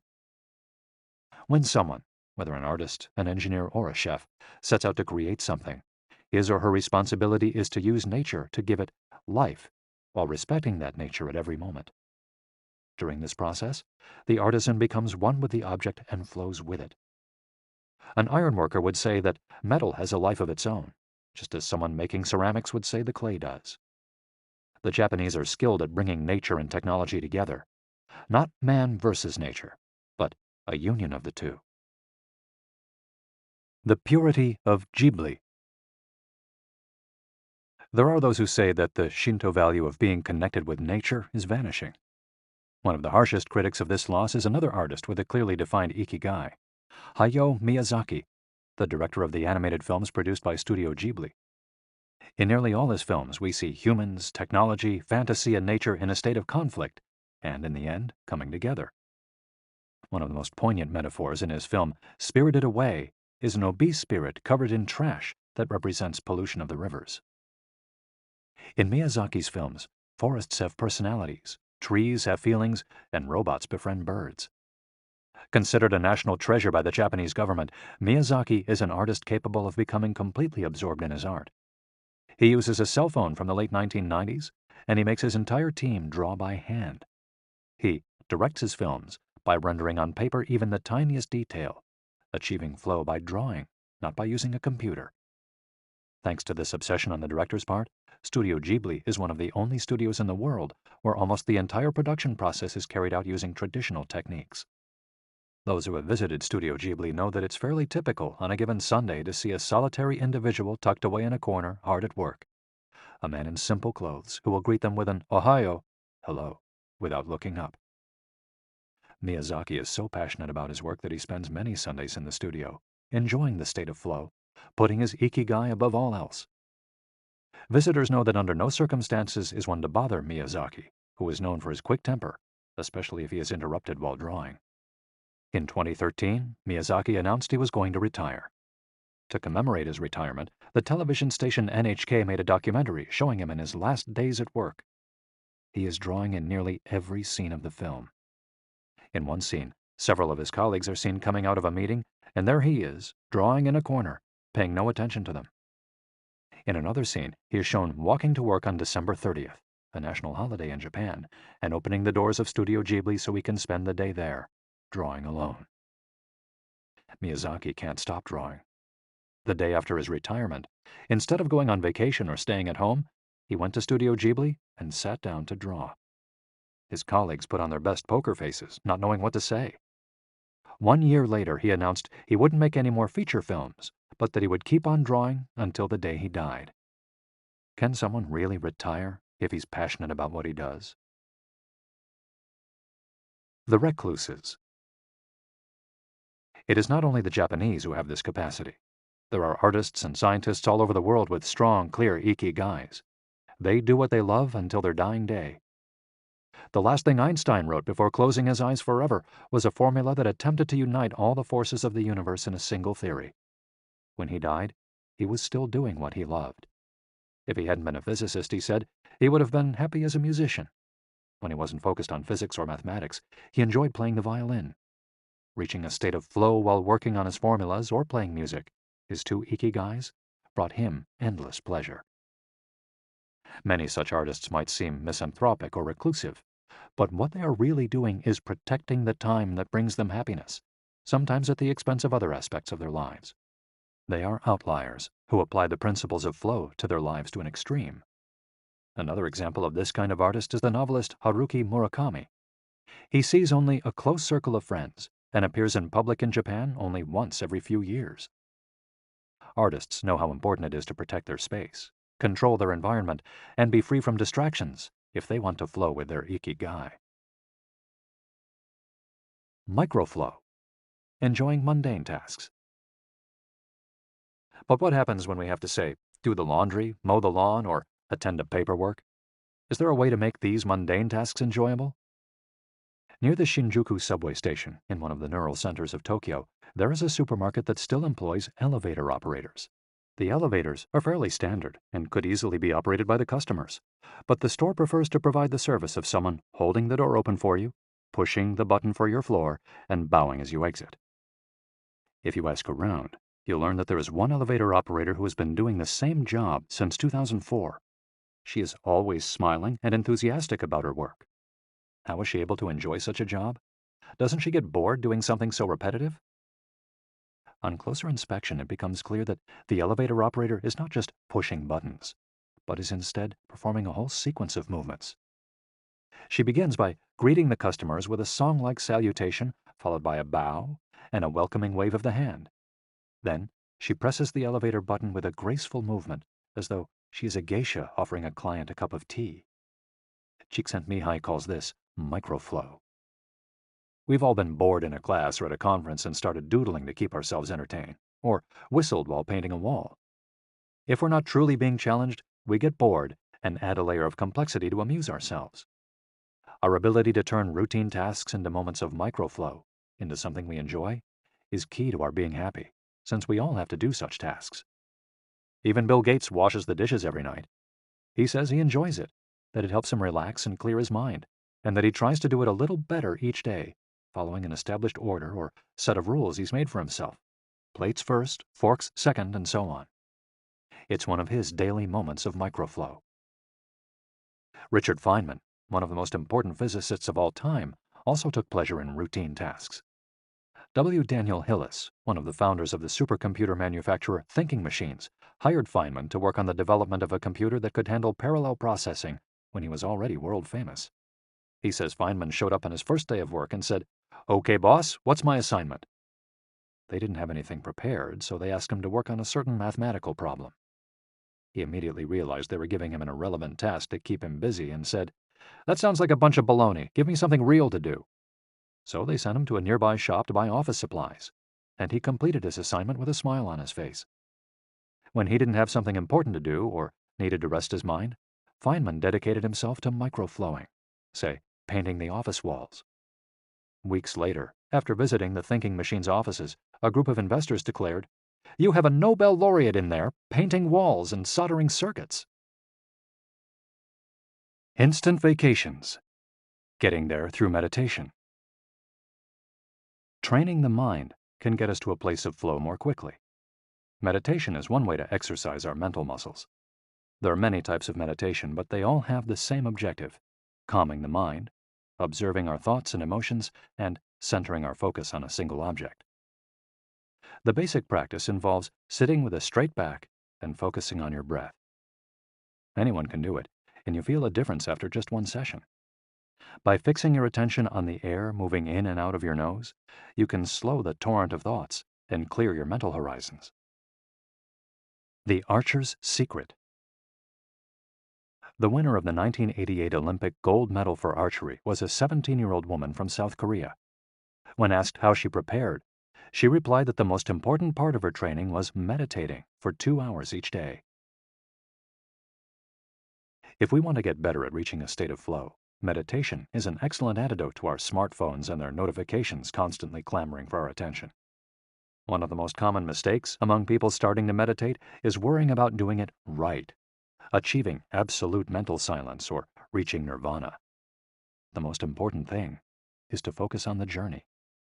Since the mind is a constant swirl of thoughts, ideas, and emotions, slowing down the centrifuge, even for just a few seconds, can help us feel more rested and leave us with a sense of clarity.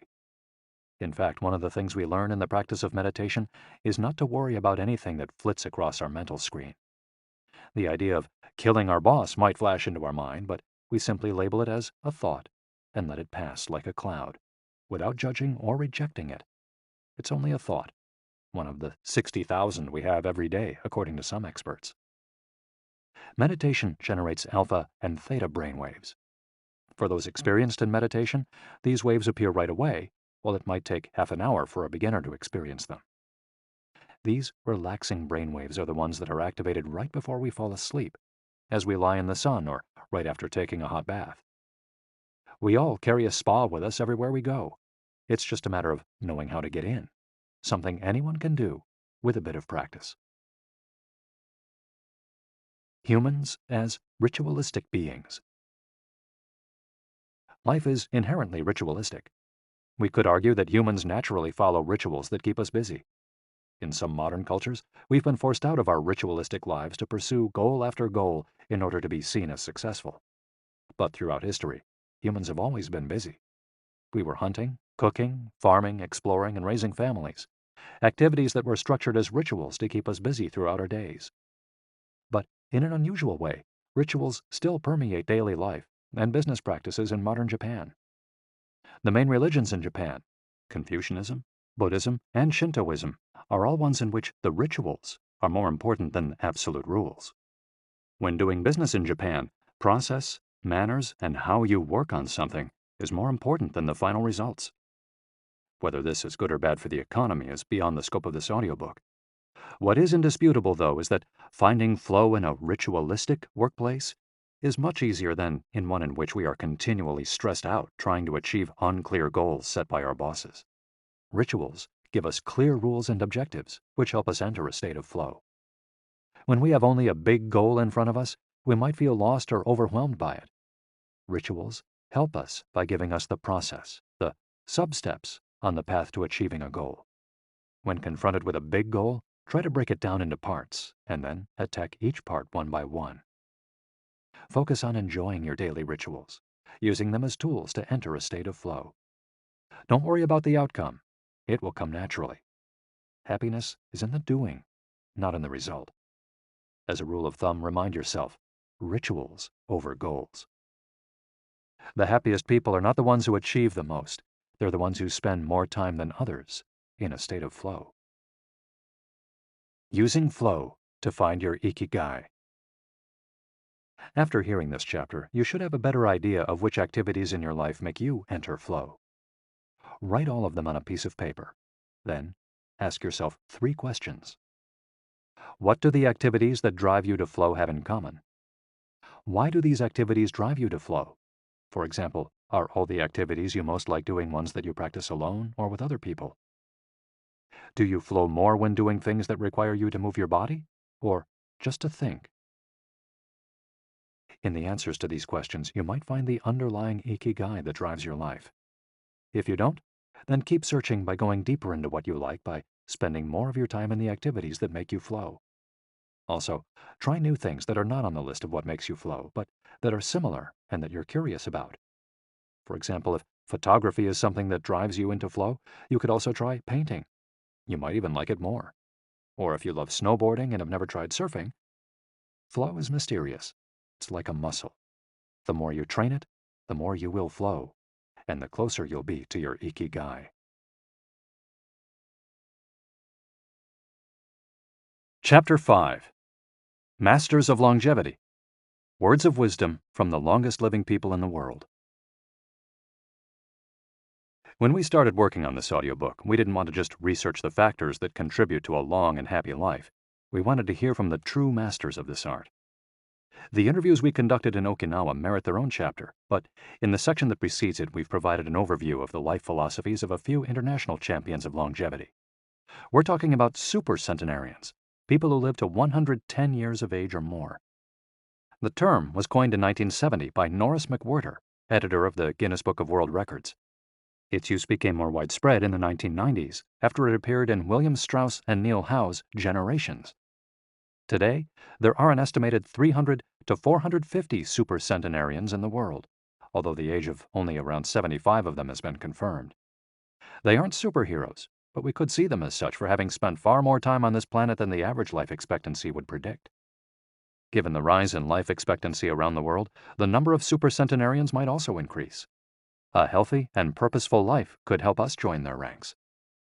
Let's take a look at what a few of them have to say. Misao Okawa, 117. Eat and sleep, and you'll live a long time. You have to learn to relax. According to the Gerontology Research Group, until April 2015, the oldest living person in the world was Misao Okawa. who passed away in a care facility in Osaka, Japan after living for 117 years, 27 days. The daughter of a textile merchant, she was born in 1898, when Spain lost its colonies in Cuba and the Philippines, and the United States annexed Hawaii and launched Pepsi-Cola. Until she was 110, this woman, who lived in 3 different centuries, cared for herself unassisted. When specialists asked about her self-care routine, Misao answered simply, "Eating sushi and sleeping," to which we should add, having a tremendous thirst for life. When they inquired about her secret for longevity, she answered with a smile, "I ask myself the same thing." Proof that Japan continues to be a factory of long life.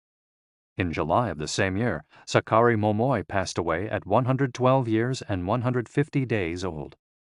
At the time, he was the oldest man in the world, though he was younger than 57 women. Maria Capovilla, 116. I've never eaten meat in my life. Born in Ecuador in 1889, Maria Capovilla was recognized by Guinness as the world's oldest person. She died of pneumonia in 2006 at 116 years and 347 days old, leaving behind 3 children, 12 grandchildren, and 20 great and great-great-grandchildren. She gave one of her last interviews at age 107, sharing her memories and her thoughts. "I'm happy, and I give thanks to God who keeps me going. I never thought I'd live so long. I thought I'd die long ago. My husband, Antonio Capovilla, was the captain of a ship. He passed away at 84. We had 2 daughters and a son, and now I have many grandchildren and great-grandchildren. Things were better back in the old days. People behaved better. We used to dance, but we were more restrained. There was this one song I loved dancing to, Maria by Luis Alarcón. I still remember most of the words. I also remember many prayers and say them every day. I like the waltz, and can still dance it. I also still make crafts. I do some of the things I did when I was in school." When she had finished recalling her past, she began to dance, one of her great passions, with an energy that made her seem decades younger. When asked about her secret for longevity, she responded simply, "I don't know what the secret to long life is. The only thing I do is I've never eaten meat in my life. I attribute it to that." Jean Calment, 122. Everything's fine. Born in Arles, France, in February 1875, Jean Calment lived until August 4, 1997, making her, at 122, the oldest person of verified age in history. She jokingly said that she competed with Methuselah, and there is no question that she broke numerous records as she went on celebrating birthdays. She died of natural causes at the end of a happy life, during which she denied herself almost nothing. She rode a bicycle until she turned 100. She lived on her own until 110, when she agreed to move into a nursing home after accidentally starting a small fire in her apartment. She stopped smoking at 120 when her cataracts started making it hard for her to bring a cigarette to her lips. One of her secrets may have been her sense of humor. As she said on her 120th birthday, "I see badly, I hear badly, and I feel bad, but everything's fine." Walter Bruning, 114. If you keep your mind and body busy, you'll be around a long time. Born in Minnesota in 1896, Walter Bruning was able to see 3 centuries in his lifetime. He died in Montana in 2011 from natural causes. He'd had 2 wives and a 50-year career on the railroad. At 83, he retired to an assisted living center in Montana, where he remained until his death. He is the 2nd oldest man of verified age ever born in the United States. He gave many interviews in his final years, insisting that his longevity stemmed from, among other things, his habit of eating only 2 meals per day and working for as many hours as he could. "Your mind and your body, you keep both busy," he said on his 112th birthday. "You'll be here a long time." Back then, he was still exercising every day. Among Bruning's other secrets, he had a habit of helping others, and he wasn't afraid of dying. As he declared in a 2010 interview with the Associated Press, "We're all going to die. Some people are scared of dying. Never be afraid to die, because you're born to die." Before passing away in 2011, he is said to have told a pastor that he'd made a deal with God. If he wasn't going to get better, It was time to go. Alexander Emich, 111. I just haven't died yet. Born in Poland in 1903, Alexander Emich was a chemist and parapsychologist residing in the United States who, after the death of his predecessor in 2014, became the oldest man of authenticated age in the world. Emich himself died a year thereafter, in June of that year, leaving behind a long life rich with experiences. Emich attributed his longevity to, among other things, never drinking alcohol. "It's not as though I'd won the Nobel Prize," he said upon being declared the world's oldest man. "I never thought I'd get to be so old." When asked about his secret to living so long, his answer was, "I don't know. I just haven't died yet." Ikigai artists. The secret to long life, however, is not held by supercentenarians alone. There are many people of advanced age who, though they haven't made it into Guinness World Records, offer us inspiration and ideas for bringing energy and meaning to our lives.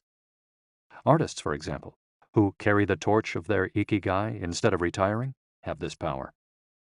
Art, in all its forms, is an Ikigai that can bring happiness and purpose to our days. Enjoying or creating beauty is free and something all human beings have access to. Hokusai, the Japanese artist who made woodblock prints in the ukiyo-e style and lived for 88 years, from the mid-18th to the mid-19th century, added this postscript to the first edition of his 100 Views of Mount Fuji. "All that I have produced before the age of 70 is not worth being counted. It is at the age of 73 that I have somewhat begun to understand the structure of true nature, of animals and grasses, and trees and birds, and fishes and insects. Consequently, at 80 years of age, I shall have made still more progress. At 90, I hope to have penetrated into the mystery of things. At 100 years of age, I should have reached decidedly a marvelous degree. And when I shall be 110, all that I do, every point and every line, shall be instinct with life." Following is our collection of some of the most inspirational words from artists interviewed by Camille Sweeney for the New York Times. Of those still living, none have retired, and all still enjoy their passion, which they plan to pursue until their final breath, demonstrating that when you have a clear purpose, no one can stop you. The actor Christopher Plummer, still working at 86, reveals a dark desire shared by many who love the profession. "We want to drop dead on stage. That would be a nice, theatrical way to go." Osamu Tezuka, the father of modern Japanese manga, shared this feeling. Before he died in 1989, his last words as he drew one final cartoon were, "Please, just let me work." The 86-year-old filmmaker Frederick Wiseman declared on a stroll through Paris that he likes to work, which is why he does it with such intensity. "Everybody complains about their aches and pains and all that, but my friends are either dead or are still working," he said. Carmen Herrera, a painter who just entered her 100th year, sold her first canvas at 89. Today, her work is in the permanent collections of the Tate Modern and the Museum of Modern Art. When asked how she viewed her future, she responded, "I am always waiting to finish the next thing. Absurd, I know. I go day by day." Never stop learning. You may grow old and trembling in your anatomies. You may lie awake at night listening to the disorder of your veins. You may miss your only love. You may see the world about you devastated by evil lunatics, or know your honor trampled in the sewers of baser minds. There is only one thing for it then: to learn. Learn why the world wags and what wags it. That is the only thing which the mind can never exhaust, never alienate, never be tortured by, never fear or distrust, and never dream of regretting. T.H. White, the once and future king. For his part, naturalist and author Edward O. Wilson asserted, "I feel I have enough experience to join those who are addressing big questions. About 10 years ago, when I began reading and thinking more broadly about the questions of what are we, where did we come from, and where are we going, I was astonished at how little this was being done." Ellsworth Kelly, an artist who passed away in 2015 at the age of 92, assured us that the idea that we lose our faculties with age is, in part, a myth. because instead we develop a greater clarity and capacity for observation. It's one thing about getting older. You see more. Every day, I'm continuing to see new things. That's why there are new paintings. At age 86, the architect Frank Gehry reminds us that some buildings can take 7 years from the time you're hired until you're finished, a fact that favors a patient attitude with regard to the passage of time. The man responsible for the Guggenheim Museum Bilbao, however, knows how to live in the here and now. You stay in your time. You don't go backward. I think if you relate to the time you're in, you keep your eyes and ears open, read the paper, see what's going on, stay curious about everything. You'll automatically be in your time. Longevity in Japan. Because of its robust civil registry, many of those verified as having lived the longest are found in the United States. However, there are many centenarians living in remote villages in other countries. A peaceful life in the countryside seems pretty common among people who have watched a century pass. Without question, the international superstar of longevity is Japan, which has the highest life expectancy of any country in the world. In addition to a healthy diet, which we will explore in detail, and an integrated healthcare system in which people go to the doctor for regular checkups to prevent disease, longevity in Japan is closely tied to its culture, as we'll see later on. The sense of community and the fact that Japanese people make an effort to stay active until the very end are key elements of their secret to long life. If you want to stay busy even when there's no need to work, there has to be an Ikigai on your horizon, a purpose that guides you throughout your life and pushes you to make things of beauty and utility for the community and yourself. Chapter 6. Lessons from Japan's Centenarians. Traditions and Proverbs for Happiness and Longevity. To get to Ogimi, we had to fly nearly 3 hours from Tokyo to Naha, the capital of Okinawa. Several months earlier, we'd contacted the town council of a place known as the Village of Longevity to explain the purpose of our trip and our intention to interview the oldest members of the community. After numerous conversations, we finally got the help we were looking for and were able to rent a house just outside the town. 1 year after starting this project, we found ourselves on the doorstep of some of the longest living people in the world. We realized right away that time seems to have stopped there, as though the entire town were living in an endless here and now. Arriving in Ogimi. After 2 hours on the road from Naha, we're finally able to stop worrying about the traffic. To our left are the sea and an empty stretch of beach. To our right, the mountainous jungle of Okinawa's Yanbaru forests. Once Route 58 passes Nago, where Orion beer, the pride of Okinawa, is made, it skirts the coast until it reaches Ogimi. Every now and then, a few little houses and stores crop up in the narrow stretch of land between the road and the base of the mountain. We pass small clusters of houses scattered here and there as we enter the municipality of Ogimi, but the town doesn't really seem to have a center. Our GPS finally guides us to our destination, the Center for the Support and Promotion of Well-Being, housed in an unattractive cinder block building right off the highway. We go in through the back door, where a man named Taira is waiting for us. Beside him is a petite, cheerful woman who introduces herself as Yuki. 2 other women immediately get up from desks and show us to a conference room. They serve us each a cup of green tea and a few shikuwasa, a small citrus fruit that packs a big nutritional punch, as we'll see later on. Taira sits down across from us in his formal suit and opens up a large planner and a 3-ring binder. Yuki sits next to him. The binder contains a list of all the town's residents, organized by age and club, or moai. Taira points out that these groups of people who help one another are characteristic of Ogimi. The moai are not organized around any concrete objective. They function more like a family.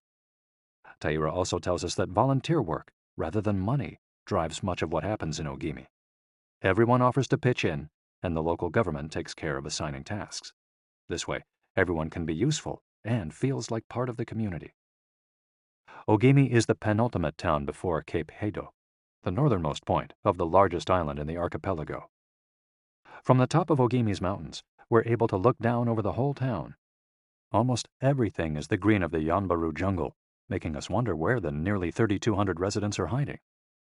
We can see a few houses, but they're scattered in little clusters near the sea or in small valleys, accessible by side roads. Communal life. We're invited to eat in one of Ogimi's few restaurants, but when we arrive, the only 3 tables are already reserved. "Don't worry, we'll go to Churaumi instead. It never fills up," says Yuki, walking back to the car. She's still driving at age 88 and takes great pride in that. Her co-pilot is 99 and has also decided to spend the day with us. We have to drive fast to keep up with them on a highway that is sometimes more dirt than asphalt. Finally reaching the other end of the jungle, we can at last sit down to eat. "I don't really go to restaurants," Yuki says as we take our seats. "Almost everything I eat comes from my vegetable garden, and I buy my fish from Tanaka, who's been my friend forever." The restaurant is right by the sea and seems like something from the planet Tatooine from Star Wars. The menu boasts in large letters that it serves slow food, prepared with organic vegetables grown in the town. "But really," Yuki continues, "food is the least important thing." She is extroverted and rather pretty. She likes to talk about her role as the director of several associations run by the local government. "Food won't help you live longer," she says, bringing to her lips a bite of the diminutive confection that followed our meal. "The secret is smiling and having a good time." There are no bars and only a few restaurants in Ogimi, but those who live there enjoy a rich social life that revolves around community centers. The town is divided into 17 neighborhoods, and each one has a president and several people in charge of things like culture, festivals, social activities, and longevity. Residents pay close attention to this last category. We're invited to the community center of one of the 17 neighborhoods. It's an old building right next to one of the mountains of the Yanbaru jungle, home to Bunagaya, the town's iconic sprites. The Bunagaya spirits of the Yanbaru jungle. Bunagaya are magical creatures that inhabit the Yanbaru jungle near Ogimi and its surrounding towns. They manifest as children with long red hair and like to hide in the jungle's kajumaru, banyan trees, and go fishing on the beach. Many of Okinawa's stories and fables are about Bunagaya sprites. They're mischievous, playful, and unpredictable.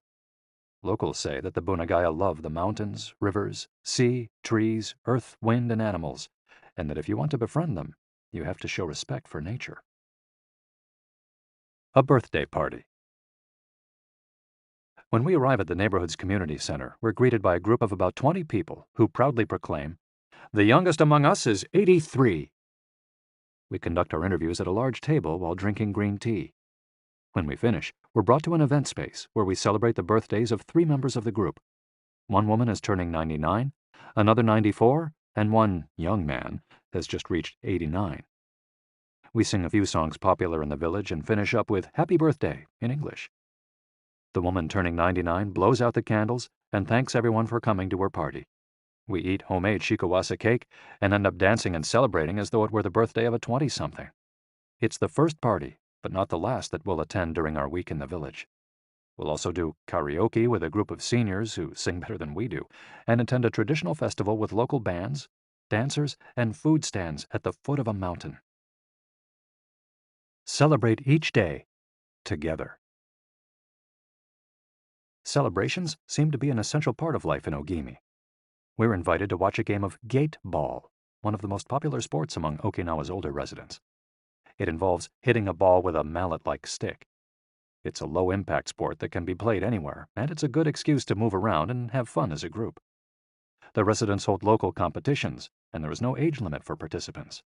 We participate in the weekly game and lose to a woman who recently turned 104. Everyone cheers, and the defeated look on our faces elicits laughter. In addition to playing and celebrating as a community, spirituality is also essential to the happiness of the village's residents. The gods of Okinawa. The main religion in Okinawa is known as Ryukyu Shinto. Ryukyu is the original name of the Okinawa archipelago, and Shinto means the path of the gods.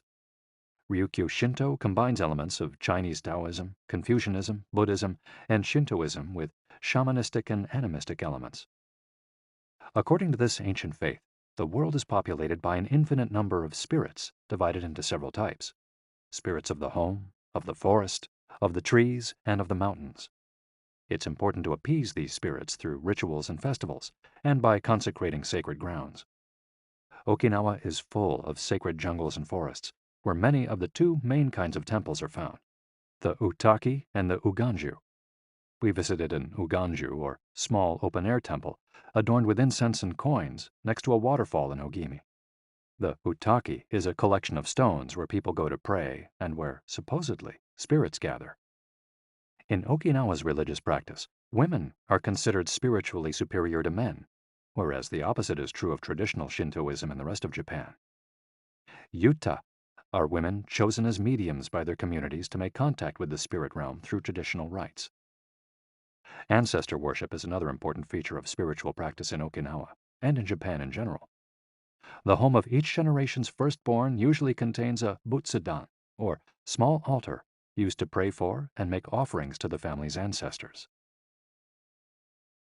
Mabui.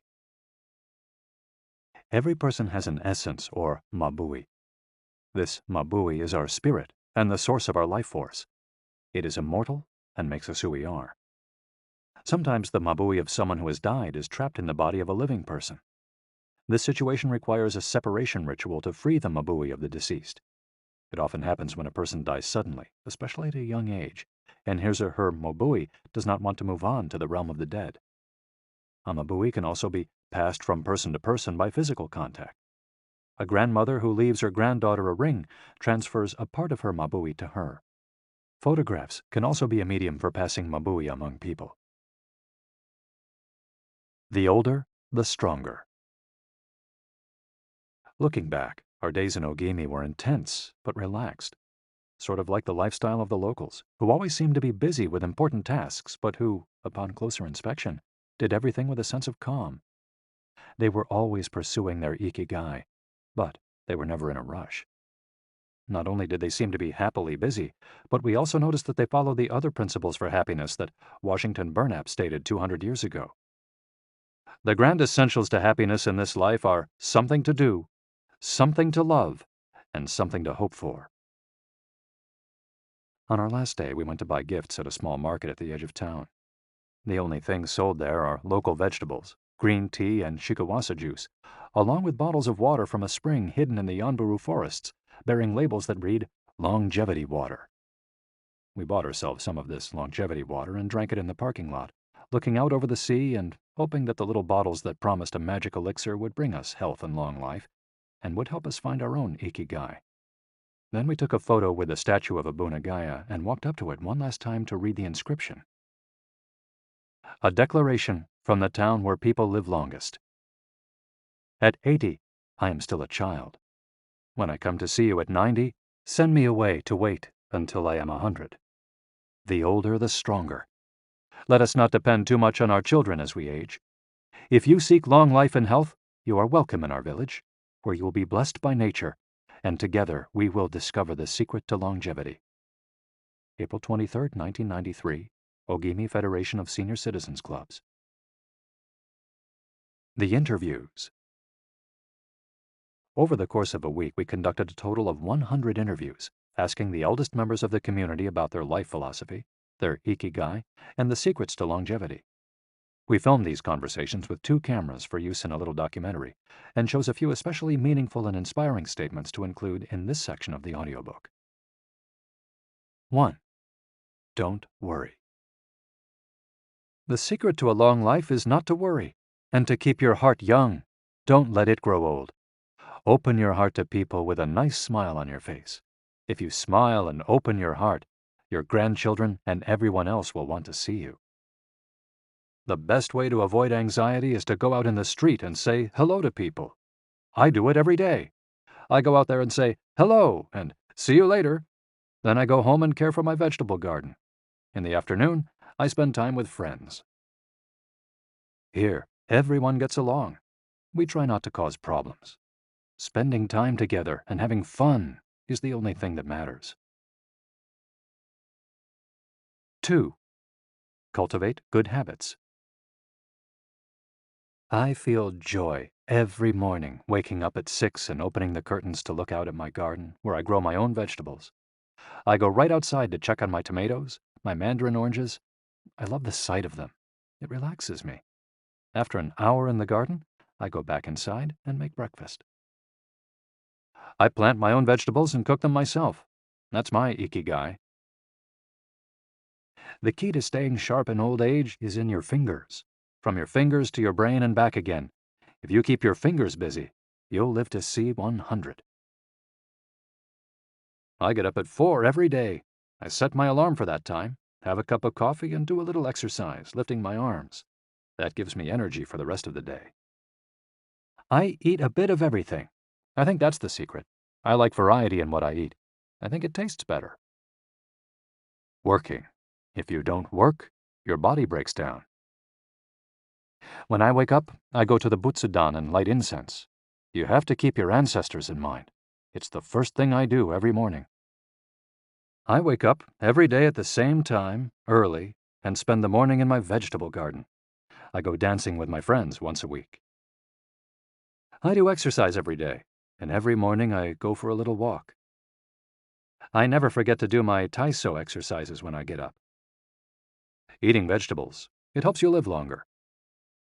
To live a long time, you need to do 3 things: exercise to stay healthy, eat well, and spend time with people. 3. Nurture your friendships every day. Getting together with my friends is my most important Ikigai. We all get together here and talk. It's very important. I always know I'll see them all here tomorrow, and that's one of my favorite things in life. My main hobby is getting together with friends and neighbors. Talking each day with the people you love, that's the secret to a long life. I say hello and see you later to the children on their way to school and wave at everyone who goes by me in their car. Drive safely, I say. Between 7:20 a.m. and 8:15 a.m., I'm outside on my feet the whole time, saying hello to people. Once everyone's gone, I go back inside. Chatting and drinking tea with my neighbors, that's the best thing in life. And singing together. I wake up at 5 every morning, leave the house, and walk to the sea. Then I go to a friend's house and we have tea together. That's the secret to a long life, getting together with people and going from place to place. 4. Live an unhurried life. My secret to a long life is always saying to myself, slow down and relax. You live much longer if you're not in a hurry. I make things with wicker. That's my Ikigai. The first thing I do when I wake up is pray, then I do my exercises and eat breakfast. At 7, I calmly start working on my wicker. When I get tired at 5, I go visit my friends. Doing many different things every day, always staying busy but doing one thing at a time without getting overwhelmed. The secret to long life is going to bed early, waking up early, and going for a walk. Living peacefully and enjoying the little things, getting along with your friends, spring, summer, fall, winter, enjoying each season happily. 5. Be optimistic. Every day I say to myself, today will be full of health and energy. Live it to the fullest. I'm 98, but consider myself young. I still have so much to do. Laugh. Laughter is the most important thing. I laugh wherever I go. I'm going to live to be 100. Of course I am. It's a huge motivation for me. Dancing and singing with your grandchildren is the best thing in life. I feel very fortunate to have been born here. I give thanks for it every day. The most important thing in Ogimi, in life, is to keep smiling. I do volunteer work to give back to the village a bit of what it has given to me. For example, I use my car to help friends get to the hospital. There's no secret to it. The trick is just to live. Keys to the Ogimi lifestyle.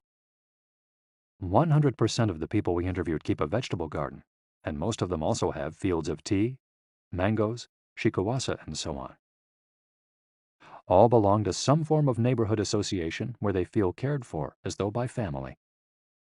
They celebrate all the time, even little things.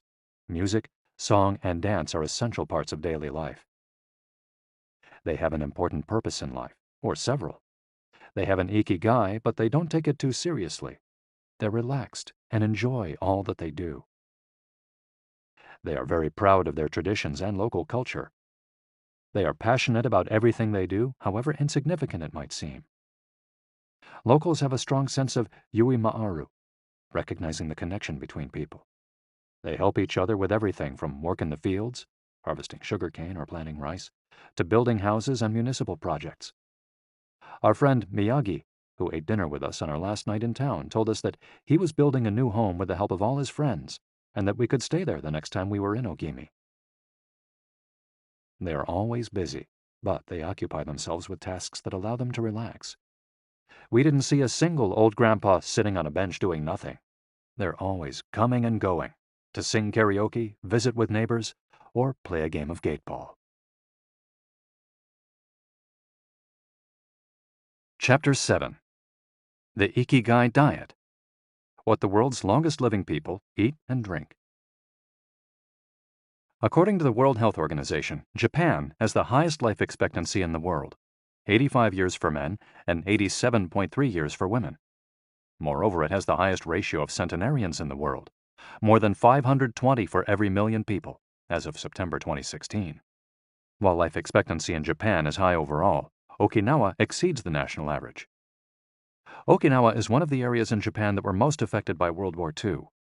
As a result not only of conflicts on the battlefield, but also of hunger and a lack of resources once the war ended, the average life expectancy was not very high during the 1940s and 1950s. As Okinawans recovered from the destruction, however, they came to be some of the country's longest living citizens.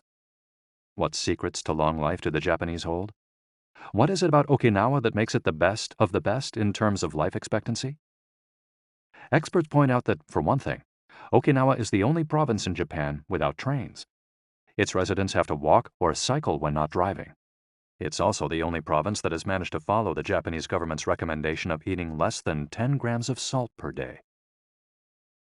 Okinawa's Miracle Diet. The mortality rate from cardiovascular disease in Okinawa is the lowest in Japan, and diet almost certainly has a lot to do with this. It's no coincidence that the Okinawa diet is so often discussed around the world at panels on nutrition. The most concrete and widely cited data on diet in Okinawa came from studies by Makoto Suzuki, a cardiologist at the University of Ryukyus, who has published more than 700 scientific articles on nutrition and aging in Okinawa since 1970. Bradley J. Wilcox and D. Craig Wilcox joined Makoto Suzuki's research team and published a book considered the Bible on the subject, The Okinawa Program. They reached the following conclusions. Locals eat a wide variety of foods, especially vegetables. Variety seems to be key. A study of Okinawa's centenarians showed that they ate 206 different foods, including spices, on a regular basis. They ate an average of 18 different foods each day, a striking contrast to the nutritional poverty of our fast food culture. They eat at least 5 servings of fruits and vegetables every day. At least 7 types of fruits and vegetables are consumed by Okinawans on a daily basis. The easiest way to check if there's enough variety on your table is to make sure you're eating the rainbow. A table featuring red peppers, carrots, spinach, cauliflower, and eggplant, for example, offers great color and variety. Vegetables, potatoes, legumes, and soy products, such as tofu, are the staples of an Okinawan's diet. More than 30% of their daily calories come from vegetables. Grains are the foundation of their diet. Japanese people eat white rice every day, sometimes adding noodles. Rice is the primary food in Okinawa as well. They rarely eat sugar. And if they do, it's cane sugar. We drove through several sugarcane fields every morning on our way to Ogimi, and even drank a glass of cane juice at Nakijin Castle. Beside the stall selling the juice was a sign describing the anti-carcinogenic benefits of sugarcane. In addition to these basic dietary principles, Okinawans eat fish an average of 3 times per week. Unlike in other parts of Japan, the most frequently consumed meat is pork, though locals eat it only once or twice per week. Along these lines, Makoto Suzuki's studies indicate the following. Okinawans consume, in general, 1/3 as much sugar as the rest of Japan's population, which means that sweets and chocolate are much less a part of their diet. They also eat practically half as much salt as the rest of Japan, 7 grams per day compared to an average of 12. They consume fewer calories, an average of 1,785 per day, compared to 2,068 in the rest of Japan. In fact, low caloric intake is common among the 5 blue zones. Hara Hachi Bu. This brings us back to the 80% rule we mentioned in the first chapter, a concept known in Japanese as Hara Hachi Bu. It's easy to do. When you notice you're almost full but could have a little more, just stop eating. One easy way to start applying the concept of Hara Hachi Bu is to skip dessert, or to reduce portion size. The idea is to still be a little bit hungry when you finish. This is why portion size tends to be much smaller in Japan than in the West. Food isn't served as appetizers, main courses, and dessert. Instead, it's much more common to see everything presented at once on small plates. One with rice, another with vegetables, a bowl of miso soup, and something to snack on. Serving food on many small plates makes it easier to avoid eating too much and facilitates the varied diet discussed at the beginning of this chapter. Hara Hachi Bu is an ancient practice. The 12th century book on Zen Buddhism, Zazen Youjinki, recommends eating 2/3 as much as you might want to. Eating less than one might want is common among all Buddhist temples in the East. Perhaps Buddhism recognized the benefits of limiting caloric intake more than 9 centuries ago. So, eat less to live longer? Few would challenge this idea. Without taking it to the extreme of malnutrition, of course, eating fewer calories than our bodies ask for seems to increase longevity. The key to staying healthy while consuming fewer calories is eating foods with a high nutritional value, especially superfoods, and avoiding those that add to our overall caloric intake but offer little to no nutritional value. The calorie restriction we've been discussing is one of the most effective ways to add years to your life. If the body regularly consumes enough or too many calories, it gets lethargic and starts to wear down, expending significant energy on digestion alone. Another benefit of calorie restriction is that it reduces levels of IGF-1, insulin-like growth factor 1, in the body. IGF-1 is a protein that plays a significant role in the aging process. It seems that one of the reasons humans and animals age is an excess of this protein in their blood. Whether calorie restriction will extend lifespan in humans is not yet known, but data increasingly indicate that moderate calorie restriction with adequate nutrition has a powerful protective effect against obesity, type 2 diabetes, inflammation, hypertension, and cardiovascular disease, and reduces metabolic risk factors associated with cancer. An alternative to following the 80% rule on a daily basis is to fast for 1 or 2 days each week. The 5-2, or fasting diet, recommends 2 days of fasting, consuming fewer than 500 calories every week, and eating normally on the other 5 days. Among its many benefits, fasting helps cleanse the digestive system and allows it to rest. 15 natural antioxidants found in the Okinawan diet. Antioxidants are molecules that slow down the oxidation process in cells, neutralizing the free radicals that cause damage and accelerate aging. The antioxidant power of green tea, for example, is well known and will be discussed later at greater length. Because they are rich in antioxidants and are eaten nearly every day in the region, these 15 foods are considered keys to Okinawan vitality. Tofu, miso, tuna, carrots, goya, a bitter melon, kombu, sea kelp, cabbage, nori, seaweed, onion, soy sprouts, hechima, a cucumber-like gourd, soybeans, boiled or raw, sweet potato, peppers, and sanpin cha, jasmine tea.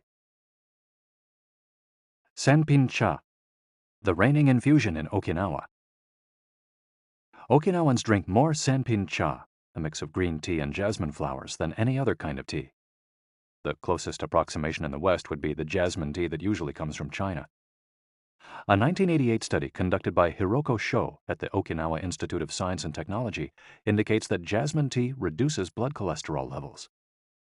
Sanpin cha can be found in many different forms in Okinawa and is even available in vending machines.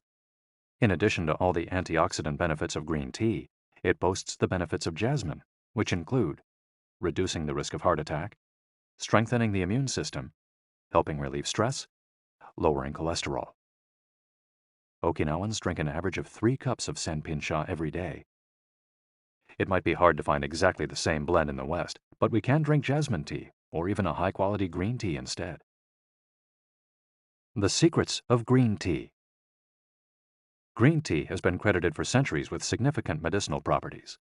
Recent studies have confirmed its many benefits and have attested to the importance of this ancient plant in the longevity of those who drink it often. Originally from China, where it's been consumed for millennia, green tea didn't make its way to the rest of the world until just a few centuries ago. Unlike other teas, and as a result of being air-dried without fermentation, it retains its active elements even after being dried and crumbled. It offers meaningful health benefits such as controlling cholesterol, lowering blood sugar levels, improving circulation, protection against the flu, vitamin C, promoting bone health, fluoride, protection against certain bacterial infections, protection against UV damage, cleansing, and diuretic effects. White tea, with its high concentration of polyphenols, may be even more effective against aging. In fact, it's considered to be the natural product with the greatest antioxidant power in the world, to the extent that 1 cup of white tea might pack the same punch as a dozen glasses of orange juice. In summary, drinking green or white tea every day can help us reduce the free radicals in our bodies, keeping us young longer. The powerful shikuwasa. Shikuwasa is the citrus fruit par excellence of Okinawa, and Ogimi is its largest producer in all of Japan. The fruit is extremely acidic. It's impossible to drink shikuwasa juice without diluting it first with water.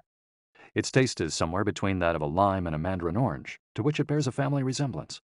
Shikuwasas also contain high levels of nobiletin, a flavonoid rich in antioxidants. All citrus fruits, grapefruits, oranges, lemons, are high in nobiletin, but Okinawa's shikuwasas have 40 times as much as oranges. Consuming nobiletin has been proven to protect us from arteriosclerosis, cancer, type 2 diabetes, and obesity in general. Shikuwasas also contain vitamins C and B, beta-carotene, and minerals.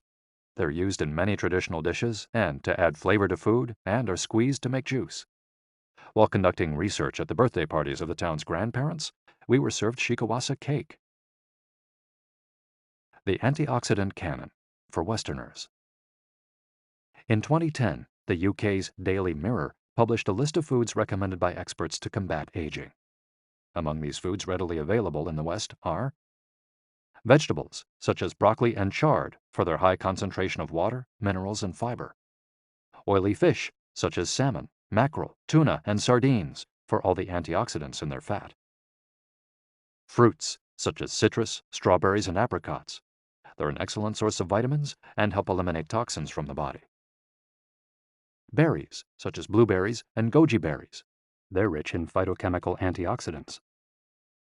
Dried fruits, which contain vitamins and antioxidants and give you energy. Grains, such as oats and wheat, which give you energy and contain minerals. Olive oil, for its antioxidant effects that show in your skin. Red wine, in moderation, for its antioxidant and vasodilatory properties. Foods that should be eliminated are refined sugar and grains, processed baked goods, and prepared foods, along with cow's milk and all its derivatives. Following this diet will help you feel younger and slow the process of premature aging. Chapter 8. Gentle Movements, Longer Life. Exercises from the East that promote health and longevity. Studies from the Blue Zone suggest that the people who live the longest are not the ones who do the most exercise, but rather the ones who move the most. When we visited Ogimi, the village of longevity, we discovered that even people over 80 and 90 years old are still highly active. They don't stay at home looking out the window or reading the newspaper. Ogimi's residents walk a lot, do karaoke with their neighbors, get up early in the morning, and as soon as they've had breakfast, or even before, head outside to weed their gardens. They don't go to the gym or exercise intensely, but they almost never stop moving in the course of their daily routines. As easy as getting out of your chair. Metabolism slows down 90% after 30 minutes of sitting. The enzymes that move the bad fat from your arteries to your muscles, where it can get burned off, slow down. And after 2 hours, good cholesterol drops 20%. Just getting up for 5 minutes is going to get things going again. These things are so simple they're almost stupid, says Gavin Bradley in a 2015 interview with Bridget Schulte for The Washington Post. Bradley is one of the preeminent experts on the subject, and the director of an international organization dedicated to building awareness of how detrimental sitting all the time can be to our health. If we live in a city, we might find it hard to move in natural and healthy ways every day, but we can turn to exercises that have proven for centuries to be good for the body. The Eastern disciplines for bringing body, mind, and soul into balance have become quite popular in the West, but in their countries of origin, they've been used for ages to promote health. Yoga, originally from India, though very popular in Japan, and China's Qigong and Tai Chi, among other disciplines, seek to create harmony between a person's body and mind so they can face the world with strength, joy, and serenity. They're touted as elixirs of youth, and science has endorsed the claim. These gentle exercises offer extraordinary health benefits and are particularly appropriate for older individuals who have a harder time staying fit. Tai Chi has been shown, among other things, to slow the development of osteoporosis and Parkinson's disease, to increase circulation, and to improve muscle tone and flexibility. Its emotional benefits are just as important. It's a great shield against stress and depression. You don't need to go to the gym for an hour every day or run marathons. As Japanese centenarians show us, all you need is to add movement to your day. Practicing any of these Eastern disciplines on a regular basis is a great way to do so. An added benefit is that they all have well-defined steps, and as we heard in Chapter 4, disciplines with clear rules are good for flow. If you don't like any of these disciplines, feel free to choose a practice that you love and that makes you move. Following, we'll take a look at some of the practices that promote health and longevity. But first, a little appetizer. A singularly Japanese exercise for starting your day. Radio Taiso. This morning warm-up has been around since before World War II. The radio part of its name is from when the instructions for each exercise were transmitted over the radio, but today people usually do these movements while tuned to a television channel or internet video demonstrating the steps. One of the main purposes of doing Radio Taiso is to promote a spirit of unity among participants. The exercises are always done in groups, usually in schools before the start of classes, and in businesses before the workday begins. Statistics show that 30% of Japanese practice Radio Taiso for a few minutes every morning. But Radio Taiso is one thing that almost everyone we interviewed in Ogimi had in common. Even the residents of the nursing home we visited dedicated at least 5 minutes every day to doing it, though some did the exercises from their wheelchairs. We joined them on their daily practice, and we felt refreshed for the rest of the day. When these exercises are done in a group, it's usually on a sports field or in a large reception hall, and typically involves some kind of loudspeaker. The exercises take 5 or 10 minutes, depending on whether you do all or only some of them. They focus on dynamic stretching and increasing joint mobility. One of the most iconic Radio Taiso exercises consists of simply raising your arms above your head and then bringing them down in a circular motion. It's a tool to wake up the body, an easy mobility workout that is low in intensity and that focuses on exercising as many joints as possible. It might seem basic, but in our modern lives, we can spend days without raising our arms above our ears. Think about it. Our arms are down when using computers, when using smartphones, when reading books. One of the few times we raise our hands over our heads is when reaching for something in a cupboard or closet, while our ancestors were raising their hands over their heads all the time when gathering things from trees. Radio Taiso helps us to practice all the basic movements of the body. Yoga. Popular in Japan as well as in the West, yoga can be done by almost anyone. Some of its poses have even been adapted for pregnant women and practitioners with physical disabilities. Yoga comes from India, where it was developed millennia ago to unite our mental and physical elements. The word yoga itself comes from the Sanskrit term for yoke, which refers to the crosspiece that binds draft animals to one another and to the cart they're pulling. Yoga strives to unite body and mind in the same way, guiding us toward a healthy lifestyle in harmony with the world around us. The main objectives of yoga are to bring us closer to our human nature, mental and physical purification, to bring us closer to the divine. Styles of yoga. Though all are oriented towards similar goals, there are many different types of yoga that vary according to the traditions and texts from which they were developed. The differences among them lie, as the masters say, in the path taken to the summit of our best self. Jnana Yoga. The yoga of wisdom, the search for discipline and mental growth. Karma Yoga focuses on action, on tasks and duties that benefit oneself and one's community. Bhakti Yoga, the yoga of devotion and surrender to the divine. Mantra Yoga, focuses on the recitation of mantras to reach a state of relaxation. Kundalini Yoga combines diverse steps to reach the desired mental state. Raja Yoga, also known as the Royal Path, encompasses a range of steps geared toward achieving communion with oneself and others. Hatha Yoga, the most widespread form in the West and Japan, characterized by asanas, or poses, combined in a quest for balance. How to do a sun salutation. The sun salutation is one of the most iconic exercises in Hatha Yoga. To do it, you simply have to follow these 12 basic movements. 1. With your feet together, stand up straight, but keep your muscles relaxed. Exhale. 2. Place the palms of your hands together in front of your chest. From this position, inhale as you raise your arms above your head and bend backwards slightly. 3. Exhale as you bend forward until you touch the ground with the palms of your hands, without bending your knees. 4. Stretch one leg back to touch the floor with the tips of your toes. Inhale. 5. Bring the other leg back, keeping your legs and arms straight as you hold your breath. 6. As you exhale, bend your arms and bring your chest to the ground, and then forward, resting your knees on the ground. 7. Straighten your arms and bend your spine back, keeping the lower half of your body on the ground. Inhale.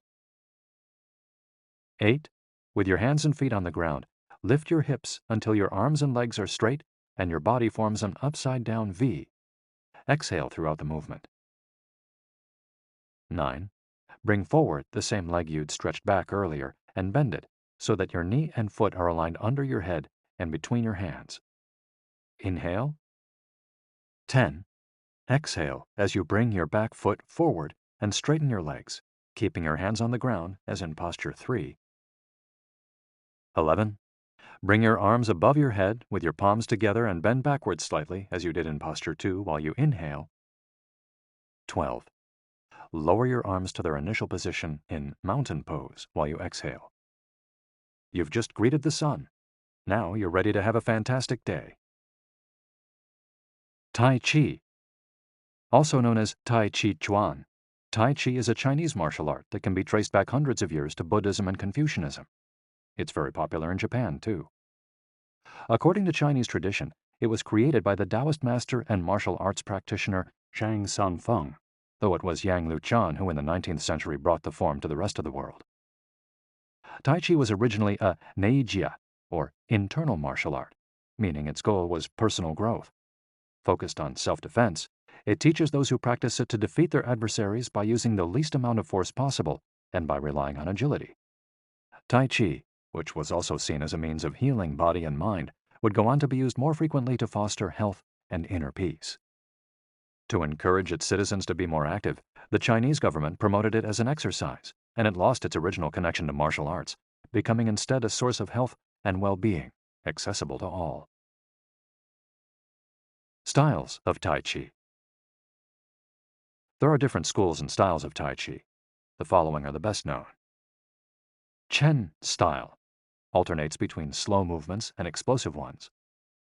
Yang style, the most widespread of the forms, characterized by slow, fluid movements.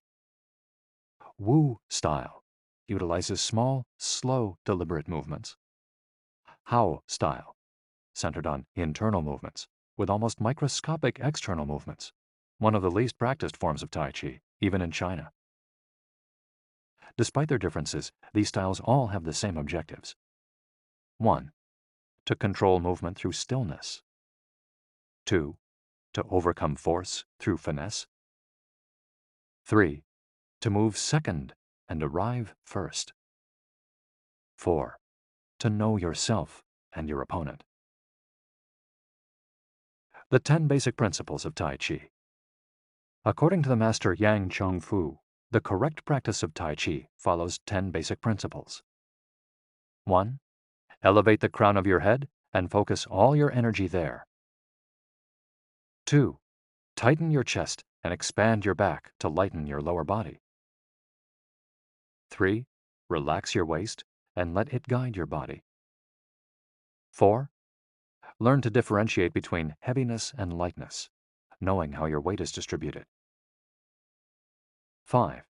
Relax the shoulders to allow free movement of the arms and promote the flow of energy. 6. Value the agility of the mind over the strength of the body. 7. Unify the upper and lower body so they act in concert. 8. Unify the internal and the external to synchronize mind, body, and breath. 9. Do not break the flow of your movement. Maintain fluidity and harmony. 10. Look for stillness in movement. An active body leads to a calm mind. Imitating clouds. One of the best-known movements in Tai Chi consists of following the form of clouds in an exercise called wave hands like clouds. Here are the steps. 1. Extend your arms in front of you with your palms down. 2. Turn your palms to face in as though you were hugging a tree trunk. 3. Open your arms out to the side. 4. Bring the left arm up and center, and the right arm down and center. 5. Trace the shape of a ball in front of your body. 6. Turn your left palm toward your face. 7. Shift your weight to your left foot and pivot from your hip toward that side while your eyes follow the movement of your hand. 8. Bring your left hand to your waist and your right hand in front of your face. 9. Shift your weight to your right foot. 10. Pivot toward your right, looking at your raised right hand the entire time. 11. Repeat this movement fluidly, shifting your weight from one foot to the other as you reposition your hands. 12. Stretch your arms out in front of you again and bring them down slowly, returning to your initial position. Qigong, also known as Qi Kung. Its name combines Qi, life force or energy, and Gong, work, indicating that the form works with the individual's life force. Though relatively modern, especially under its current name, the art of Qigong is based on the Tao Yin, an ancient art meant to foster mental and physical well-being. The practice began to appear in reports on training in martial arts at the beginning of the 20th century, and by the 1930s was being used in hospitals. The Chinese government later popularized it, as it had done with Tai Chi. Qigong involves static and dynamic physical exercises that stimulate respiration in a standing, seated, or reclined position. There are many different styles of Qigong, but all of them seek to strengthen and regenerate Qi. Though its movements are typically gentle, the practice is intense. Benefits of Qigong. According to numerous international scientific studies, Qigong, like Tai Chi and yoga, offers significant health benefits. The following stand out among those proven through scientific research, as observed by Dr. Kenneth M. Sancer of San Francisco's Qigong Institute in his article, Medicinal Applications of Qigong. Modification of brainwaves. Improved balance of sex hormones. Lower mortality rate from heart attacks. Lower blood pressure in patients with hypertension. Greater bone density. Better circulation. Deceleration of symptoms associated with senility. Greater balance and efficiency of bodily functions. Increased blood flow to the brain and greater mind-body connection. Improved cardiac function. Reduction in the secondary effects of cancer treatments. Practicing these arts not only keeps us in shape, it also helps extend our lives. Methods for practicing Qigong. In order to practice Qigong correctly, we should remember that our life energy flows through our whole body. We should know how to regulate its many parts. 1. Tiao Shen. Regulating the body by adopting the correct posture. It's important to be firmly rooted to the ground. 2. Tiao Shi. Regulating the breath until it is calm, steady, and peaceful. 3. Jiao Xin. Regulating the mind, the most complicated part as it implies emptying the mind of thoughts. Jiao Qi. regulating the life force through the regulation of the 3 prior elements so that it flows naturally. 5. Jiao Shen, regulating the spirit. The spirit is both strength and root in battle, as Yang Juingming explains in The Essence of Taiji Qigong.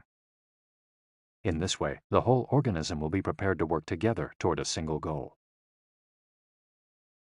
The 5 elements of Qigong. One of Qigong's best-known exercises is a series representing the 5 elements: earth, water, wood, metal, and fire. This series of movements seeks to balance the 5 currents of energy in order to improve brain and organ function. There are several ways to do these movements. In this case, we're following the model of Professor Maria Isabel Garcia Monreal from the Qigong Institute in Barcelona. Earth. 1. Stand with your legs apart and your feet directly below your shoulders. 2.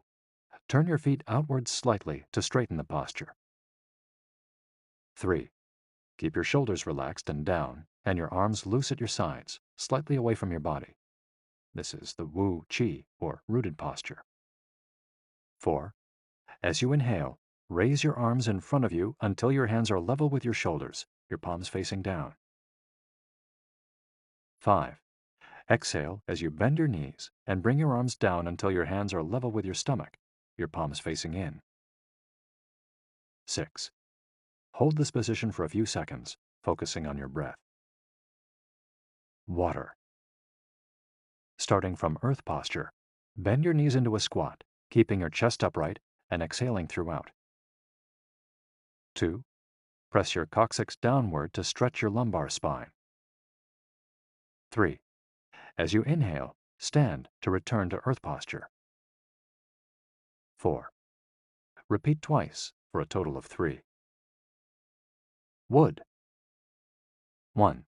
Starting from earth posture, turn your palms upward and open your arms to the side, forming a circle as you inhale until your hands are level with your clavicle.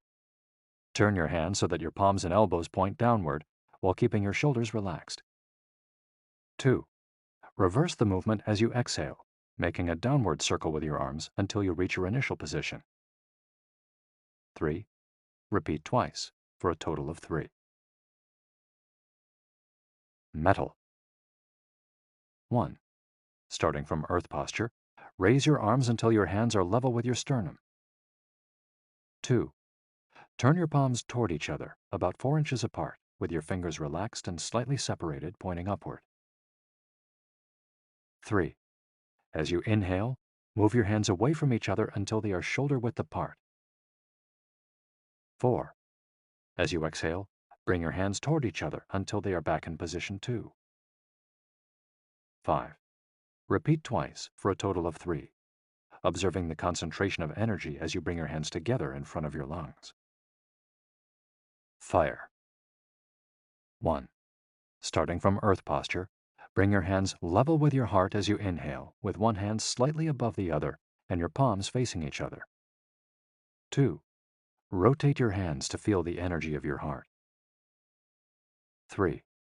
Turn from your waist gently to the left, keeping your torso relaxed and your forearms parallel to the ground. 4. With your palms still facing each other, separate your hands, bringing one up until it is level with your shoulder and the other down in front of your abdomen. 5. Turn from your waist gently to the right, keeping your torso relaxed and your forearms parallel to the ground. 6. As you exhale, let your hands come back together in front of your heart. 7. With your palms still facing each other, separate your hands, bringing one up until it is level with your shoulder and the other down in front of your abdomen. Completing the series. 1. Starting from earth posture, inhale as you bring your hands level with your shoulders, palms facing down. 2. As you exhale, lower your arms to rest at your sides, returning to the initial Wu Qi posture. Shiatsu. Created in Japan in the early 20th century, principally for the treatment of arthritis, shiatsu also works on energy flow through the application of pressure with the thumbs and the palms of the hands. In combination with stretching and breathing exercises, it seeks to create equilibrium among the different elements of the body.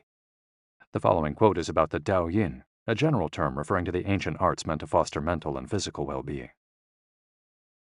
It is not important that a Tao Yin have a name, is imitating something, or is engraved in jade.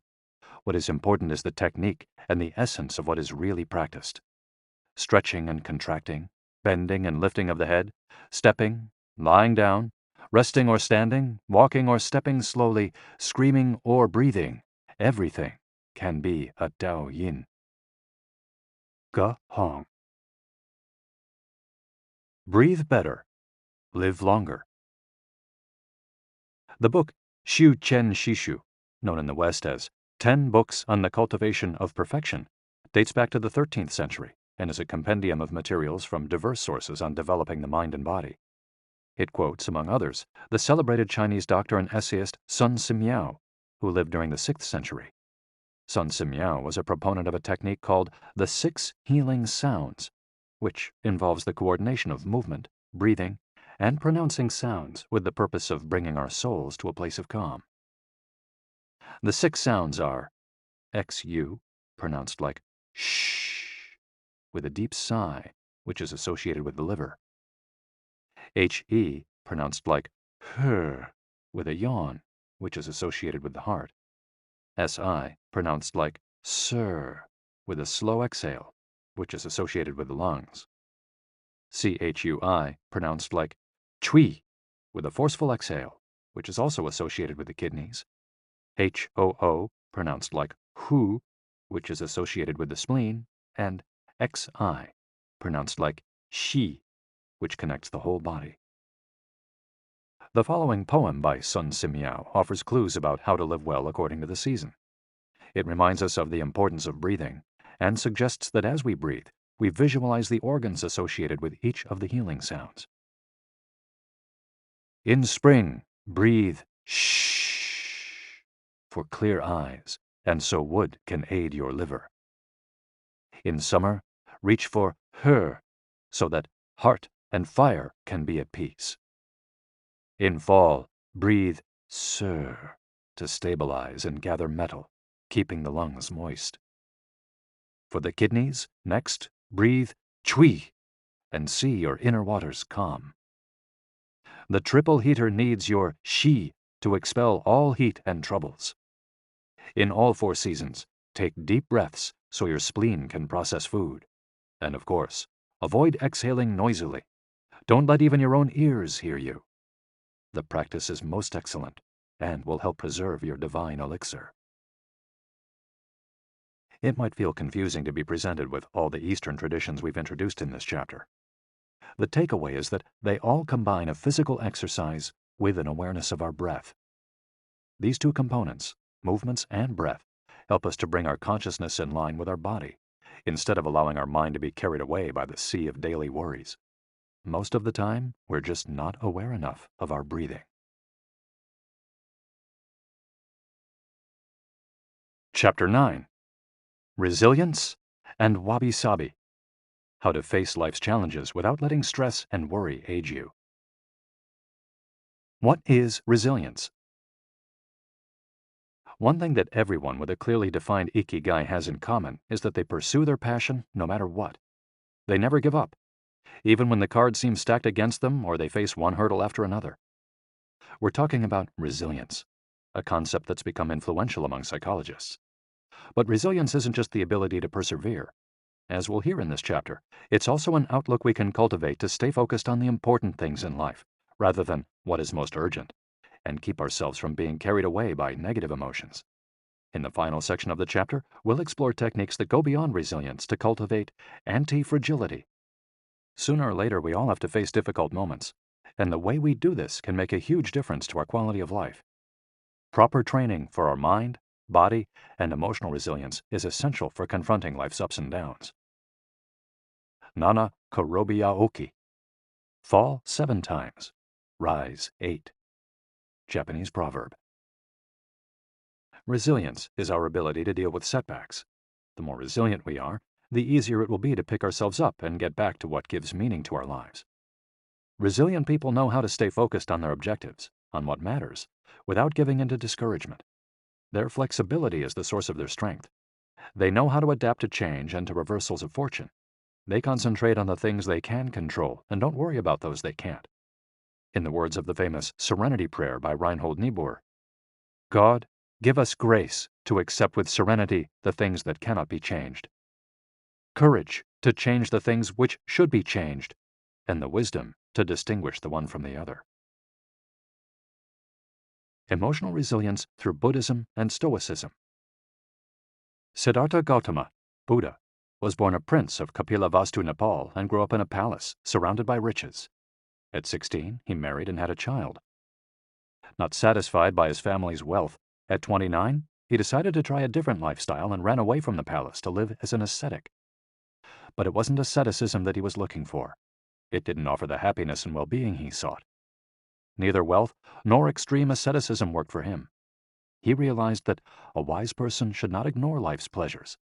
A wise person can live with these pleasures, but should always remain conscious of how easy it is to be enslaved by them. Zeno of Citium began his studies with the Cynics. The Cynics also led ascetic lives, leaving behind all earthly pleasures. They lived in the street, and the only thing they owned was the clothing on their backs. Seeing that cynicism did not give him a sense of well-being, Zeno abandoned its teachings to found the school of Stoicism, which centers on the idea that there is nothing wrong with enjoying life's pleasures as long as they do not take control of your life as you enjoy them. You have to be prepared for those pleasures to disappear. The goal is not to eliminate all feelings and pleasures from our lives, as in cynicism, but to eliminate negative emotions. Since their inception, one of the objectives of both Buddhism and Stoicism has been to control pleasure, emotions, and desires. Though the philosophies are very different, both aim to curb our ego and control our negative emotions. Both Stoicism and Buddhism are, at their roots, methods for practicing well-being. According to Stoicism, our pleasures and desires are not the problem. We can enjoy them as long as they don't take control of us. The Stoics viewed those who were able to control their emotions as virtuous. What's the worst thing that could happen? We finally land our dream job, but after a little while we're already hunting for a better one. We win the lottery and buy a nice car, but then decide we can't live without a sailboat. We finally win the heart of the man or woman we've been pining for, and suddenly we find we have a wandering eye. People can be insatiable. The Stoics believe that these kinds of desires and ambitions are not worth pursuing. The objective of the virtuous person is to reach a state of tranquility, apatheia, the absence of negative feelings such as anxiety, fear, shame, vanity, and anger, and the presence of positive feelings such as happiness, love, serenity, and gratitude. In order to keep their minds virtuous, the Stoics practiced something like negative visualization. They imagined the worst thing that could happen in order to be prepared if certain privileges and pleasures were taken from them. To practice negative visualization, we have to reflect on negative events, but without worrying about them. Seneca, one of the richest men in ancient Rome, lived a life of luxury, but was, nonetheless, an active Stoic. He recommended practicing negative visualization every night before falling asleep. In fact, he not only imagined these negative situations, he actually put them into practice. For example, by living for a week without servants, or the food and drink he was used to as a wealthy man. As a result, he was able to answer the question, what's the worst thing that could happen? Meditating for healthier emotions. In addition to negative visualization and not giving in to negative emotions, another central tenet of Stoicism is knowing what we can control and what we can't, as we see in the Serenity Prayer. Worrying about things that are beyond our control accomplishes nothing. We should have a clear sense of what we can change and what we can't, which in turn will allow us to resist giving in to negative emotions. In the words of Epictetus, it's not what happens to you, but how you react that matters. In Zen Buddhism, meditation is a way to become aware of our desires and emotions, and thereby free ourselves from them. It's not simply a question of keeping the mind free of thoughts, but instead involves observing our thoughts and emotions as they appear, without getting carried away by them. In this way, we train our minds not to get swept up in anger, jealousy, or resentment. One of the most commonly used mantras in Buddhism focuses on controlling negative emotions. Om Mani Padme Hum, in which Om is the generosity that purifies the ego, Ma is the ethics that purifies jealousy, Ni is the patience that purifies passion and desire, Pad is the precision that purifies bias, Me is the surrender that purifies greed, and Hum is the wisdom that purifies hatred. The here and now and the impermanence of things. Another key to cultivating resilience is knowing in which time to live. Both Buddhism and Stoicism remind us that the present is all that exists, and it is the only thing we can control. Instead of worrying about the past or the future, we should appreciate things just as they are in the moment, in the now. The only moment in which you can be truly alive is the present moment, observes the Buddhist monk Thich Nhat Hanh. In addition to living in the here and now, the Stoics recommend reflecting on the impermanence of the things around us. The Roman Emperor Marcus Aurelius said that the things we love are like the leaves of a tree. They can fall at any moment with a gust of wind. He also said that changes in the world around us are not accidental, but rather form part of the essence of the universe, a rather Buddhist notion, in fact. We should never forget that everything we have and all the people we love will disappear at some point. This is something we should keep in mind, but without giving in to pessimism. Being aware of the impermanence of things does not have to make us sad. It should help us love the present moment and those who surround us. All things human are short-lived and perishable, Seneca tells us. The temporary, ephemeral, and impermanent nature of the world is central to every Buddhist discipline. Keeping this always in mind helps us avoid excessive pain in times of loss. Wabi-sabi and Ichigo Ichie. Wabi-sabi is a Japanese concept that shows us the beauty of the fleeting, changeable, and imperfect nature of the world around us. Instead of searching for beauty in perfection, we should look for it in things that are flawed, incomplete. This is why the Japanese place such value, for example, on an irregular or cracked teacup. Only things that are imperfect, incomplete, and ephemeral can truly be beautiful, because only those things resemble the natural world. A complementary Japanese concept is that of Ichigo Ichie, which could be translated as, "This moment exists only now and won't come again." It's heard most often in social gatherings as a reminder that each encounter, whether with friends, family, or strangers, is unique and will never be repeated, meaning that we should enjoy the moment and not lose ourselves in worries about the past or the future. The concept is commonly used in tea ceremonies, Zen meditation, and Japanese martial arts, all of which place emphasis on being present in the moment. In the West, we've grown accustomed to the permanence of the stone buildings and cathedrals of Europe, which sometimes gives us the sense that nothing changes, making us forget about the passage of time. Greco-Roman architecture adores symmetry, sharp lines, imposing facades, and buildings and statues of the gods that outlast the centuries. Japanese architecture, on the other hand, doesn't try to be imposing or perfect, because it is built in the spirit of wabi-sabi. The tradition of making structures out of wood presupposes their impermanence and the need for future generations to rebuild them. Japanese culture accepts the fleeting nature of the human being and everything we create. The grand shrine of Ise, for example, has been rebuilt every 20 years for centuries. The most important thing is not to keep the building standing for generations, but to preserve customs and traditions, things that can withstand the passage of time better than structures made by human hands. The key is to accept that there are certain things over which we have no control, like the passage of time and the ephemeral nature of the world around us. Ichigo Ichie teaches us to focus on the present and enjoy each moment that life brings us. This is why it's so important to find and pursue our Ikigai. Wabi-sabi teaches us to appreciate the beauty of imperfection as an opportunity for growth. Beyond resilience, anti-fragility. As the legend goes, the first time Hercules faced the Hydra, he despaired when he discovered that cutting off one of its heads meant that two would grow back in its place. He would never be able to kill the beast if it got stronger with every wound. As Nassim Nicholas Taleb explains in Anti-Fragile, things that gain from disorder. We use the word fragile to describe people, things, and organizations that are weakened when harmed, and the words robust and resilient for things that are able to withstand harm without weakening. But we don't have a word for things that get stronger when harmed, up to a point. To refer to the kind of power possessed by the Hydra of Lerna, to talk about things that get stronger when they are harmed, Taleb proposed the term anti-fragile. Anti-fragility is beyond resilience or robustness. The resilient resists shocks and stays the same. The anti-fragile gets better.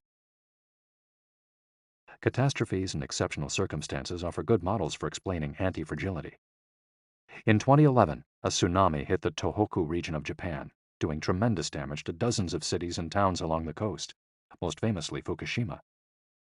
When we visited the affected coast 2 years after the catastrophe, having driven for hours along cracked highways and past one empty gas station after another, we passed through several ghost towns whose streets had been taken over by the remnants of houses, piles of cars, and empty train stations. These towns were fragile spaces that had been forgotten by the government and could not recover on their own. Other places, such as Ishinomaki and Kisenuma, suffered extensive damage but were rebuilt within a few years, thanks to the efforts of many. Ishinomaki and Kisenuma showed how resilient they were in their ability to return to normal after the catastrophe. The earthquake that caused the tsunami also affected the Fukushima nuclear power plant. The Tokyo Electric Power Company engineers working at the plant were not prepared to recover from that kind of damage. The Fukushima nuclear facility is still in a state of emergency and will be for decades to come. It demonstrated its fragility in the face of an unprecedented catastrophe. The Japanese financial markets closed minutes after the earthquake. Which businesses did the best in the aftermath? Stock in big construction companies has been steadily on the rise since 2011. The need to rebuild the entire coast of Tohoku is a boon for construction. In this case, Japanese construction companies are anti-fragile, since they benefited enormously from the catastrophe. Now let's take a look at how we can apply this concept to our daily lives. How can we be more anti-fragile? Step 1. Create redundancies. Instead of having a single salary, try to find a way to make money from your hobbies, at other jobs, or by starting your own business. If you have only one salary, you might be left with nothing should your employer run into trouble, leaving you in a position of fragility. On the other hand, if you have several options and you lose your primary job, it might just happen that you end up dedicating more time to your secondary job, and maybe even make more money at it. You would have beaten that stroke of bad luck and would be, in that case, anti-fragile. 100% of the seniors we interviewed in Ogimi had a primary and secondary occupation. Most of them kept a vegetable garden as a secondary job and sold their produce at the local market. The same idea goes for friendships and personal interests. It's just a matter, as the saying goes, of not putting all your eggs in one basket. In the sphere of romantic relationships, there are those who focus all their energy on their partner and make him or her their whole world. Those people lose everything if the relationship doesn't work out. Whereas, if they've cultivated strong friendships and a full life along the way, they'll be in a better position to move on at the end of a relationship. They'll be anti-fragile. Right now, you might be thinking, I don't need more than one salary, and I'm happy with the friends I've always had. Why should I add anything new? It might seem like a waste of time to add variation to our lives because extraordinary things don't ordinarily happen. We slip into a comfort zone. But the unexpected always happens, sooner or later. Step 2. Bet conservatively in certain areas and take many small risks in others.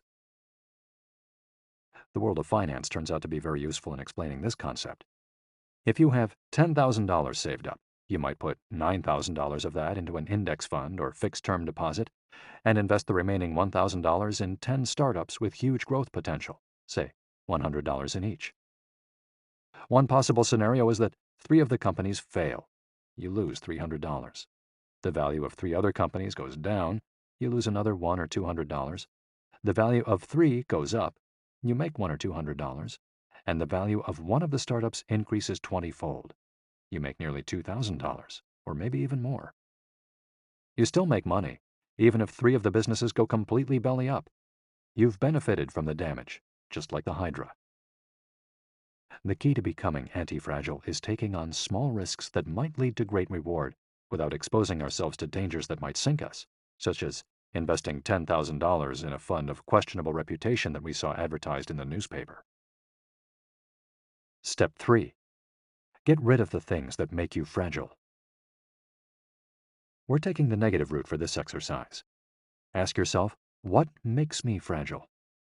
Certain people, things, and habits generate losses for us and make us vulnerable. Who and what are they? When we make our New Year's resolutions, we tend to emphasize adding new challenges to our lives. It's great to have this kind of objective, but setting good riddance goals can have an even bigger impact. For example, stop snacking between meals. Eat sweets only once a week. Gradually pay off all debt. Avoid spending time with toxic people. Avoid spending time doing things we don't enjoy simply because we feel obligated to do them. Spend no more than 20 minutes on Facebook each day. To build resilience into our lives, we shouldn't fear adversity because each setback is an opportunity for growth. If we adopt an anti-fragile attitude, we'll find a way to get stronger with every blow, refining our lifestyle and staying focused on our Ikigai. Taking a hit or two can be viewed as either a misfortune or an experience that we can apply to all areas of our lives as we continually make corrections and set new and better goals. As Taleb writes in Anti-Fragile, we need randomness, mess, adventures, uncertainty, self-discovery, hear traumatic episodes, all these things that make life worth living. We encourage those interested in the concept of anti-fragility to read Nassim Nicholas Taleb's Anti-Fragile. Life is pure imperfection, as the philosophy of wabi-sabi teaches us, and the passage of time shows us that everything is fleeting. But if you have a clear sense of your Ikigai, each moment will hold so many possibilities that it will seem almost like an eternity. Epilogue. Ikigai, the Art of Living. Mitsuo Aida was one of the most important calligraphers and haikuists of the 20th century. He is yet another example of a Japanese person who dedicated his life to a very specific Ikigai, communicating emotions with 17-syllable poems using a shodo calligraphy brush. Many of Aida's haikus philosophize about the importance of the present moment and the passage of time. One could be translated as, "In the here and now, the only thing in my life is your life." In another poem, Aida writes simply, "Here, now." It is an artwork that seeks to evoke feelings of mono no aware, a melancholy appreciation of the ephemeral. The following poem touches on one of the secrets of bringing Ikigai into our lives. Happiness is always determined by your heart. And one last one, also by Aida, is keep going. Don't change your path. Once you discover your Ikigai, pursuing it and nurturing it every day will bring meaning to your life. The moment your life has this purpose, you will achieve a happy state of flow in all you do, like the calligrapher at his canvas or the chef who, after half a century, still prepares sushi for his patrons with love. Conclusion. Our Ikigai is different for all of us, but one thing we have in common is that we're all searching for meaning. When we spend our days feeling connected to what is meaningful to us, we live more fully. When we lose the connection, we feel despair. Modern life estranges us more and more from our true nature, making it very easy for us to lead lives lacking in meaning. Powerful forces and incentives, money, power, attention, success, distract us on a daily basis. Don't let them take over your life. Our intuition and curiosity are very powerful internal compasses to help us connect with our Ikigai. Follow those things you enjoy and get away from or change those you dislike. Be led by your curiosity and keep busy by doing things that fill you with meaning and happiness. It doesn't need to be a big thing. We might find meaning in being good parents or in helping our neighbors. There is no perfect strategy to connecting with our Ikigai. But what we've learned from the Okinawans is that we should not worry too much about finding it. Life is not a problem to be solved. Just remember to have something that keeps you busy doing what you love while being surrounded by the people who love you. The 10 Rules of Ikigai. We'll conclude this journey with 10 rules we've distilled from the wisdom of the long-lived residents of Ogimi. 1. Stay active. Don't retire. Those who give up the things they love doing and do well lose their purpose in life. That's why it's so important to keep doing things of value, making progress, bringing beauty or utility to others, helping out, and shaping the world around you, even after your official professional activity has ended. 2. Take it slow. Being in a hurry is inversely proportional to quality of life. As the old saying goes, walk slowly and you'll go far. When we leave urgency behind, life and time take on new meaning. 3. Don't fill your stomach. Less is more when it comes to eating for long life, too. According to the 80% rule, in order to stay healthier longer, we should eat a little less than our hunger demands, instead of stuffing ourselves. 4. Surround yourself with good friends. Friends are the best medicine. There for confiding worries over a good chat, sharing stories that brighten your day, getting advice, having fun, dreaming, in other words, living. 5. Get in shape for your next birthday. Water moves. It is at its best when it flows fresh and doesn't stagnate. The body you move through life in needs a bit of daily maintenance to keep it running for a long time. Plus, exercise releases hormones that make us feel happy. 6. Smile. A cheerful attitude is not only relaxing, it also helps make friends. It's good to recognize the things that aren't so great, but we should never forget what a privilege it is to be in the here and now, in a world so full of possibilities. 7. Reconnect with nature. Though most people live in cities these days, human beings are made to be part of the natural world. We should return to it often to recharge our batteries. 8. Give thanks. To your ancestors, to nature, which provides you with the air you breathe and the food you eat. To your friends and family, to everything that brightens your days and makes you feel lucky to be alive. Spend a moment every day giving thanks, and you'll watch your stockpile of happiness grow. 9. Live in the moment. Stop regretting the past and fearing the future. Today is all you have. Make the most of it. Make it worth remembering. 10. Follow your Ikigai. There is a passion inside you, a unique talent that gives meaning to your days and drives you to share the very best of yourself until the very end. If you don't know what your Ikigai is yet, as Viktor Frankl says, your mission is to discover it.